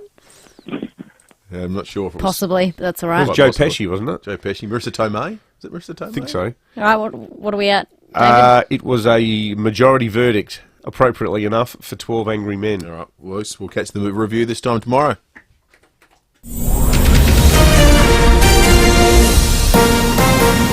This is Adelaide's 5AA. Mostly sunny and 25. With the 8:30 news, I'm Kendall Brettick. Complete windscreen supply and fit, front, rear and door glass. Proudly South Australian since 1976. A man will face court today after the alleged murder of Aldinga Beach mother Crystal Marshall. The 38-year-old's body was found at her home on Barracuda Crescent on Friday after a fire. A 48-year-old man's been charged with murder and will appear in court this morning. 2 motorbike riders have suffered life-threatening injuries after separate crashes yesterday. A 51-year-old man was airlifted to the RAH after a serious crash at Yongala in the state's mid-north. And Senior Constable Peter Williams says another man was hit by a four-wheel drive at Onkaparinga Hills. The rider, a 66-year-old man from Morphet Vale, sustained serious injuries and was taken to the Flinders Medical Centre by ambulance, and he's currently listed as in a critical condition. Both crashes are being currently investigated by traffic and local patrols and being assisted by major crash officers.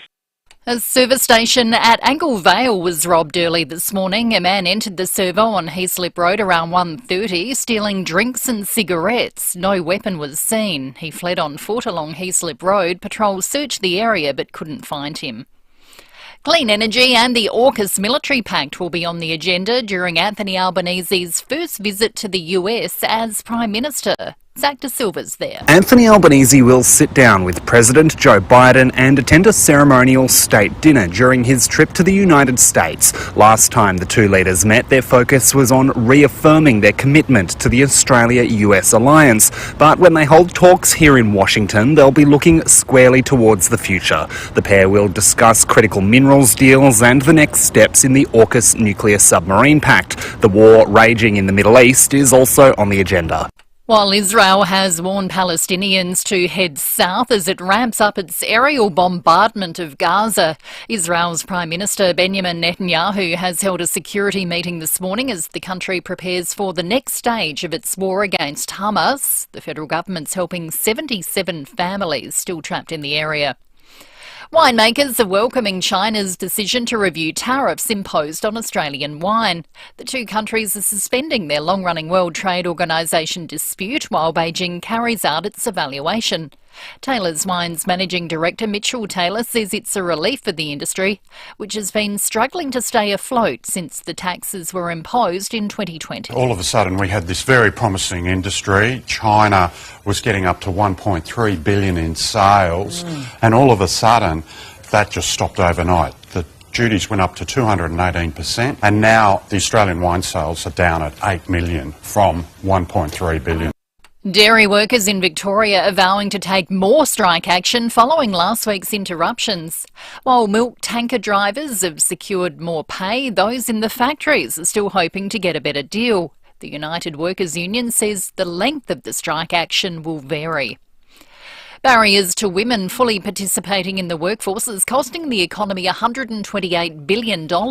Emily Minnie reports. New research shows women work an average of 32.5 hours a week compared to 39 hours for men, but spend significantly more time per week doing unpaid care and housework. Under current patterns, a 25-year-old woman with at least one child will earn $2 million less over their lifetime than a father at the same age. The report by the Women's Economic Equality Task Force argues the current system is excluding some women from the workforce and trapping them in poverty. The report calls for major changes, including more investment in early childcare and education. Now turning to 5AA Sport. Gliderroll Garage Doors' new Platinum and Native Series sectional doors are here. Gliderroll.com.au. Here's Jace Kemp. Thank you, Colonel. To cricket first, and Travis Head is confident Alex Carey will return with a bang when his Redbacks teammate returns to the national side. Carey was dropped after Australia's opening World Cup game after a loss to India. Head says Carey is in a good headspace. There's obviously a bit of frustration for him to be missing in such a big tournament because I know how keen he was for it, but there's still plenty to play for, there's still plenty to be involved for. I know, just talking to the boys, his vibe's been up, he's kept his energy around the group, which is always how Alex is. The Aussies face the Netherlands on Wednesday. To football, and St Kilda recruit Liam Henry has arrived in Melbourne after his move from Fremantle during the trade period. The 22-year-old says he's looking forward to reuniting with Ross Lyon and Brad Hill. Cherish a lot of memories with Ross and that over my time when I was in the NGA, and trained with Bradley Hill for the year when I was coming up in my draft year, so I'm excited to obviously learn from them too, and excited to. Max Verstappen has held off a fast-finishing Lewis Hamilton to take out the Formula One US Grand Prix.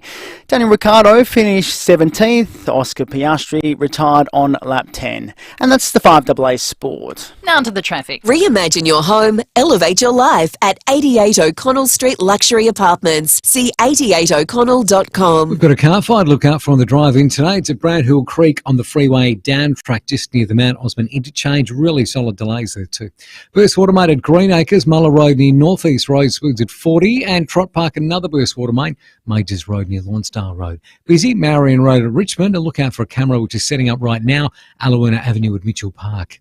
Setting up your four-wheel drive, Petter's four-wheel drive products offer a total brakes and suspension solution, complete with nationwide warranty. Petter's, the four-wheel drive under car experts. Adelaide's most accurate traffic on 5AA. Can't remember when you had your brakes checked? It's been too long. Call 1300 Automasters now.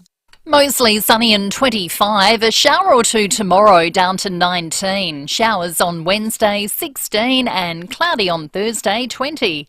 At the moment 13. More news as it happens on 5AA. What's on your bucket list? Skydiving? Swimming with dolphins? Hot air ballooning? Before you plan a bucket list, plan your will with Donlan Lawyers.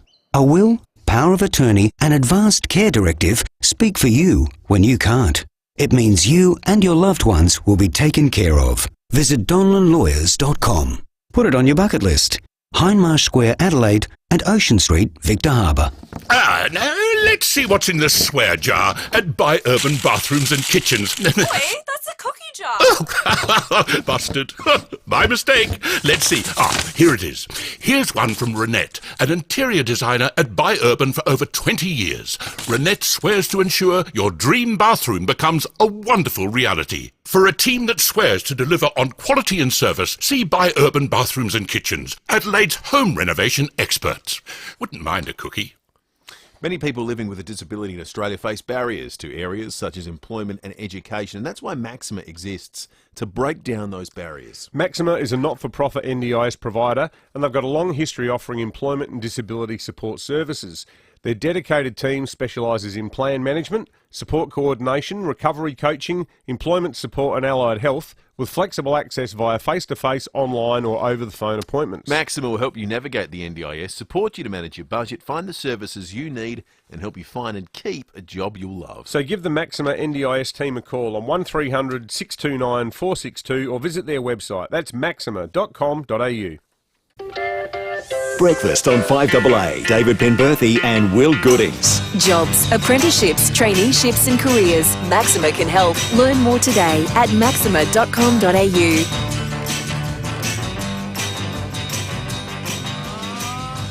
21 to 9, behind closed doors, not too far away. More of your Dutton's texts in a moment, and as contributions on the Foodland Supermarket Facebook and YouTube live stream. But first, a story that has garnered a lot of interest over the course of the last hour on the program. The AMA, the Australian Medical Association, have recommended doctors raise their fees for a standard GP consult to $102. It follows price hikes in March, when it went up to $90. In July, it went up to $98, $102 now. All on the back of something we're all too familiar with, the increasing costs of living and running a small business, if that's what you do. Dr. Nicole Higgins is the president of the Royal Australian College of GPs. Dr. Higgins, good morning to you. Good morning. It does seem like a pretty significant, it's one of those sort of touchstone moments, isn't it, Dr. Higgins, getting it over $100? It does seem a lot of money, doesn't it, at a time when people are facing cost of living pressures. But what this reflects is the cost of delivering medical care has also gone up exponentially, and the government rebates, for the last 10 years have been frozen, haven't kept up with the cost of providing care. And unfortunately, it is patients who are now facing that increasing gap. We know that there's a real crisis in terms of the number of GPs and how that's had huge effects, particularly on smaller towns, regional areas, even some of the outer suburbs struggling to attract people. The fact that the rebate has not actually changed enough for so long has been a big driver in terms of encouraging people to go into different fields of medicine, has it not? Yeah, only when I went through, about 50% of doctors wanted to become GPs. Now it's at 15%, and that's because general practice has been undervalued and underfunded for such a long time. And we know that if we invest in general practice and primary care, it keeps people out of expensive hospitals. And that's why it's really important that the government must fund general practice. And what does this mean? We were talking before about that electoral map that was drawn up about 6 months ago, where they looked at, by federal electorate, a place like Mayo, which is the Adelaide Hills seat, held by mental blank, Rebecca Sharkey, of course, the independent MP. Apparently, there's not one clinic that bulk bills in that entire area. Well, it's still really important to remember that 80% of visits are still bulk billed. And on the 1st of November, there's some significant incentives coming through for our vulnerable people and our young people. But practices, unfortunately, are having to pass on the cost of what it takes to keep the doors open. We know that the red tape that general practice is required to comply with for the government just continues to increase. We have issues around payroll tax, insurance, and the same as everyone else, rent increases, our utilities, insurance and wages are going up and up. You mentioned the incentives that are coming in. So the federal government are calling it a tripling of the bulk billing incentive for vulnerable people. Do you think that accounts... Will there be anyone who slips through the gap, that falls between the gap of eligibility for the bulk billing incentives and is incapable of paying off what will be an increased fee just for a general consult? GPs have been subsidising patient care for a long time, and we continue to do that for those that we know are really struggling. These are really targeted initiatives, though, for those for pensioners under 16s and those on healthcare card holders. Not every practice or every GP will be able to do that at that time for everybody, but what it is, it's part of our toolbox to be able to make sure that we support those people who need to make sure that they can see their GP. What's the killer for you guys at the moment? Is there one thing that if you could say we're going to wind back the cost of this cost input to what it was 12 or 24 months ago, we'd be in a significantly better position? Is it as simple as power or wages, or is it something more complicated like insurance? It is all of it together. Okay. Payroll tax is probably the biggest one at the moment, because that has to get passed on to patients.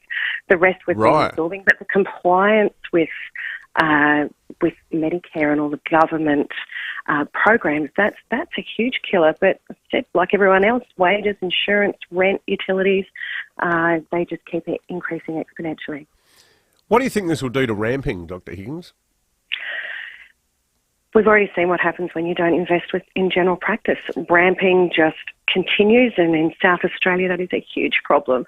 And overflowing emergency departments and access to specialists. So general practice is the cost-efficient engine house, if you like, of the healthcare system. $40 to cost for the taxpayer to see a GP versus for $600 for that same episode of care in a hospital. So that's why we need to make sure. Let's invest in the foundations and the rest won't crumble around us. But isn't the problem here, though, that, to Will's point, about the medium income people who are earning just enough money not to be eligible for any sort of blanket assistance through the welfare system, but have got their own power bills and their own mortgage hikes, 12 in a row, and everything else that they're dealing with at the moment, $2.25 a litre petrol, that $100 is a tipping point for them, and they'll now go, stuff this for a joke, I'm going to the RA instead. It is, everybody should have access to healthcare, irrespective of where you live or what you earn. But what the thing is for those people, though, who have complex and chronic diseases, we've got programs already in place, and they are essentially nearly always bulk billed, such as chronic disease management plans. We have many safety nets as what we can to support those people, but we also need the government to stump up here as well and make sure that we support general practice to make sure it's accessible for everybody. Yeah, well, it's a hugely complicated issue, and we'll see how the government responds. Dr. Nicole Higgins, the President of the Royal Australian College of GPs, thanks for joining us this morning. Cheers. Thanks. So I think people in the middle need their own lobby group because... Yeah. We've heard from the commercial fishers about the cost impact on their livelihoods, and we've heard from the GPs about the cost impact on their livelihoods. But who's the spokesman or woman for, Betty and Fred Stringbag from Aberfoyle Park, who are making the tactically flawed decision to earn just enough $140,000 a year between them, meaning they get sweet what from the government in terms of any assistance. They get 12 interest rate increases in a row, and now everything from a piece of whiting to a trip to the GP is going to cost them an extra 10, 20, whatever percent it is. That's the everyone's saying we can't deal with this. We get it, But the people who end up carrying the can are just the average punters who don't have their own lobby group. Isn't there been a theme too that has emerged over the course of just the things we've been talking about this morning? The role government, like all private entities have to tighten the belt, but then inevitably pass on costs. And then people have to try and work out, well, how they afford the product or the service any longer. But the role of government kind of goes under scrutinised, doesn't it? Because when the Fishers, it was, well, now we've got all this extra stuff we have to do, like filling out logbooks of what time we're coming in and out, and we've got to record this and that, and so we've got to count this and do all these other things. That adds to our costs in addition to the fees. The doctors, one of the key things that Dr. Higgins just said there was compliance with Medicare. That's paperwork and so forth. Yeah. We had the police on the other day saying, well, we can't do as much policing because we're always doing paperwork. Well, presumably paperwork means important things to make sure there's oversight and control. You'd hope so. But is the balance getting out of whack with what actually benefits real Australians and normal people? It feels like it's hopelessly out of whack at the moment. The other really annoying thing too is that when people talk about the government needs to do something, what they're really saying is the public needs to do something.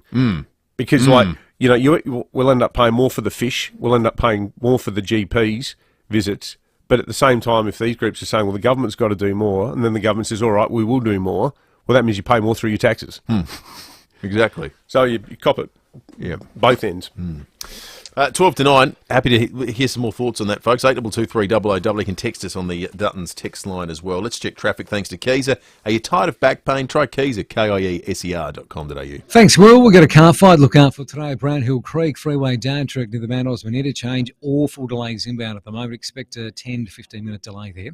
Green Acres burst water main. Muller Road in North East Road, expected 40. And another burst water main. This one's at Trott Park, Majors Road near Lonsdale Road.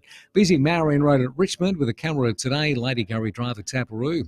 Fuel up and chill out at OTR. Buy any sandwich or wrap and get a free regular chill. Lunch is sorted at OTR. Making life easy. Adelaide's most accurate traffic on 5AA. On 5AA Mornings today, we will look at power prices, the highest energy costs in the country, right here in South Australia, and the maintenance backlog for Housing SA. Those issues, a lot more. Your calls, texts and emails. I'm Matthew Pantelis. Look forward to your company from 9. Hi, I'm Lynn Andrews. For over 50 years, we, the Lynn Andrews team, have specialised in commercial and residential property management. But above all, we specialise in people, helping to make life easier for investors and tenants. Everyone is treated with empathy and respect. It's the way we do business. It's the Lynn Andrews way. For residential and commercial property management, we're here to help you. Visit lynnandrews.com.au. What is artificial intelligence? At Arusa, AI means better business. In healthcare, Arusa is vigilant diagnostics and ensuring patients are heard. In law, Arusa is your ace investigator, combing through case archives. In manufacturing, Arusa is your factory's guardian angel, ensuring the gears turn uninterrupted. What it's not is a sci-fi robot uprising. Probably. AI isn't coming, it's here.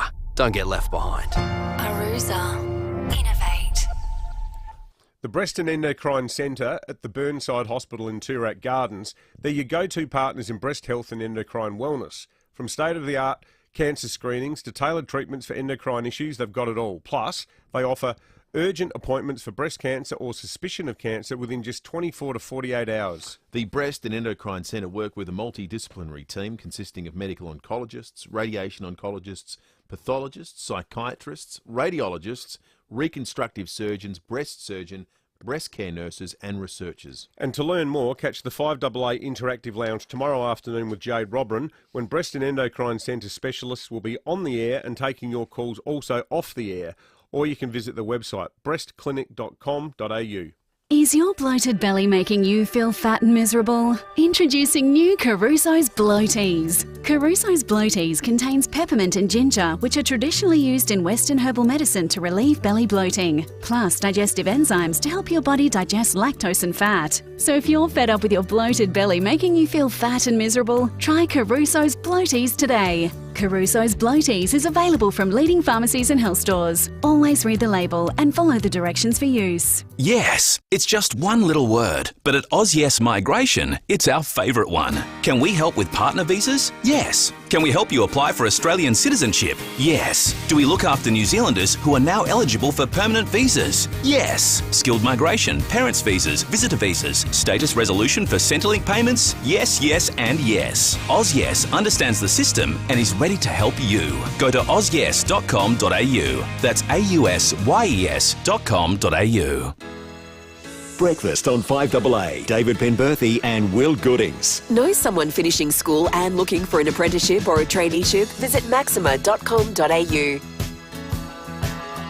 8 to 9, the Christmas pageant is just around the corner, which means a sleep out for the best spots for a lot of families and mums and dads, unless, of course, you win our competition for exclusive VIP grandstand tickets. For your chance to win, get calling now, and you get to have to play a little game of don't forget the lyrics. 8223 Will it be Christmas themed? Yes, it will be. You betcha.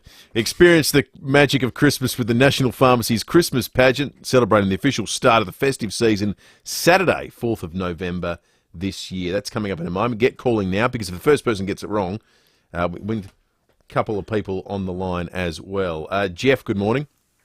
Hello. I pay, obviously, Medicare levy because I'm a full-time worker. My wife pays Medicare levy because she's a full-time worker. My son pays Medicare levy because he's a full-time worker. So that's about $3,000 a year. I pay private health insurance for my family. That's all of them. That's about $450 a month. Yep. Now, my mortgage is coming out of the fixed-rate period, like a lot of people, and my repayment amount per month is likely to increase by about $450 a month. So guess what? Probably is going to get cut from my expenditure. Something to do with health. Yep. Yeah. So, you know, this is the way the world is going, and the government really needs to look at the energy prices, because energy is what goes into everything. Food production, car production, housing, everything we make and produce that goes towards a GDP is the base is energy. Yep. And we're going down this pathway of making energy more unreliable, more expensive. They're putting $28 billion into renewable energy. I'd like to know what's renewable about it, because we've got to rebuild windmills, we've got to rebuild batteries, we've got to rebuild solar every 10 years. Like, I just don't understand what this government or all governments in the world are doing. And we prop up our national accounts by exporting coal and gas to other countries. Yeah. But we wouldn't dare touch it here. It's funny, isn't it? Funny's one word for it. 6 to 9. Peter is the first caller through for our competition to give away VIP tickets to the Christmas pageant. Peter, good morning to you. Good morning, guys. How are you? Good, yeah, mate. we're good, thanks, Peter. Peter, you a big pageant guy?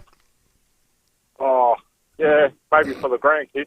Yeah, that's the right answer. Peter, thank you for being honest. Now, you need to complete this lyric. Rudolph the red-nosed reindeer had a very shiny nose. And if... Are you something? I reckon Pete's got it. I reckon he's got it. He didn't say anything. Peter. Yeah. Do you know the next line? I'm not kidding you guys. The radio just cut out just when you were talking. Well, under those circumstances... Rudolph the red-nosed reindeer had a very shiny nose. Did you hear that, Peter?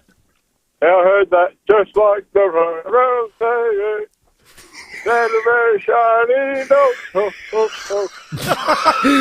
I think we have a winner. No, I don't think we can give that away, can we? I reckon I don't think that, we give it 10 for passion. I think when we play a game saying complete the lyric... What about Pete's grandchildren?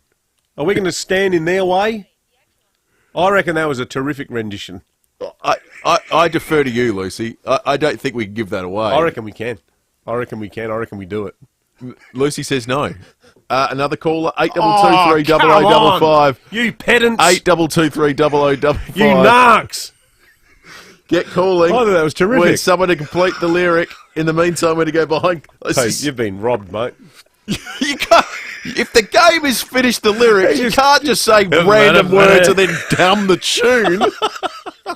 Imagine, I thought it was imagine if superb. it was Frank Sinatra's, New York. You just say, Boston. Start Oh, spreading you've the got news. the tickets. Start spreading the news. Yeah. There's something or other. I wanna peanuts in sell Philadelphia. it. I Yeah, wanna you've done eat it a again. part of it. Let's go to behind closed If doors. I can make it there. And when we get behind closed. Talking Adelaide sports. This is the Saturday Sports Show. Yes! I'll welcome everybody to the Saturday Sports Show. KG with you, and of course, young Sam Tugwell. How are you, Tuggers? Good, KG. And also this morning, geez, while Cornsey is still on holidays, boy, I can tell you what, this must be costing management a lot of money. Because let's face it, making out that people are being paid a lot of money to be on the air is as funny as hell. As I welcome the third member of our team this morning, young Scotty Camporelli. How are you, Scotty? Camporelli, yeah, good, KG. Great to see you. Fantastic to see you, Scotty. When they told me that we'd be having Scotty Camporelli on, I said, you're joking. That is fantastic. Camporelli, yeah, great to be here, Ken. I've known Scotty Camporelli for a long time now, Tuggers. Camporelli, yeah, long time. In fact, I worked with your dad, Vinnie Camporelli. Camporelli, yeah, that's right, you and Dad. I ran the boundary with Vinnie Camporelli. Camporelli, yeah, you did. They were unbelievable days. I'd be waiting at centre half forward for the ball. I'd say, "Where's Vinnie Camporelli?" Camporelli, yeah. He'd say, "I'm coming," and then eventually he'd turn up. Yeah, right. Great days they were with Vinnie Camporelli, I can tell you. Camporelli, yeah. So the love of sport runs in the Camporelli family, that's for sure. It sure does run in the Camporelli family, Ken. Yeah. Who's that, Scotty? Russell in Blakeview's called in. Russell, for the VIP pageant tickets, you need to actually say the words that follow this song, hence the title. Complete the lyric. Rudolph the red-nosed reindeer had a very shiny nose. And if you ever saw him, you would think so too. Or something like that. Too close. Hey, come on, Lucy, I've got two girls. Russell, did you just not hear the controversy that played out a moment ago? The hide to ring in and think, I'll get it wrong too, because they'll give it away to me. No, Russell, not happening, my friend. Leonie, good morning. Me. Good morning. How are you going? Yeah, we're good, thanks, Rudolph Leonie. the red-nosed reindeer had a very shiny nose. And if you ever saw him, you would even say it glows. Yes! Ah, whoops. Hang on, wrong button. Yes! Well done, That was a Leonie. disaster from start to finish. I even hit the wrong button. You got it right. Congratulations And to you, if Leonie. you ever saw it, you would even say it glows. What a comedy. Experience the magic of Christmas. With the National Rudolph the Pharmacy's red-nosed reindeer. Christmas pageant. The pumps don't work because the vandals took the handles. Celebrated the official start to the festive season on Saturday the 4th of November. Do you reckon that's what the pageant people had envisaged? Used to laugh about everybody that was hanging out.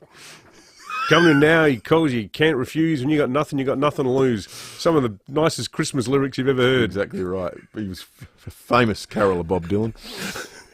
Now, Matthew Pantelis is next. We're out of time. We love the pageant. You'll be going to the pageant now, will you? You got a child? I suspect we've got a team You have meeting to go. coming up. All right, catch you tomorrow morning from 6.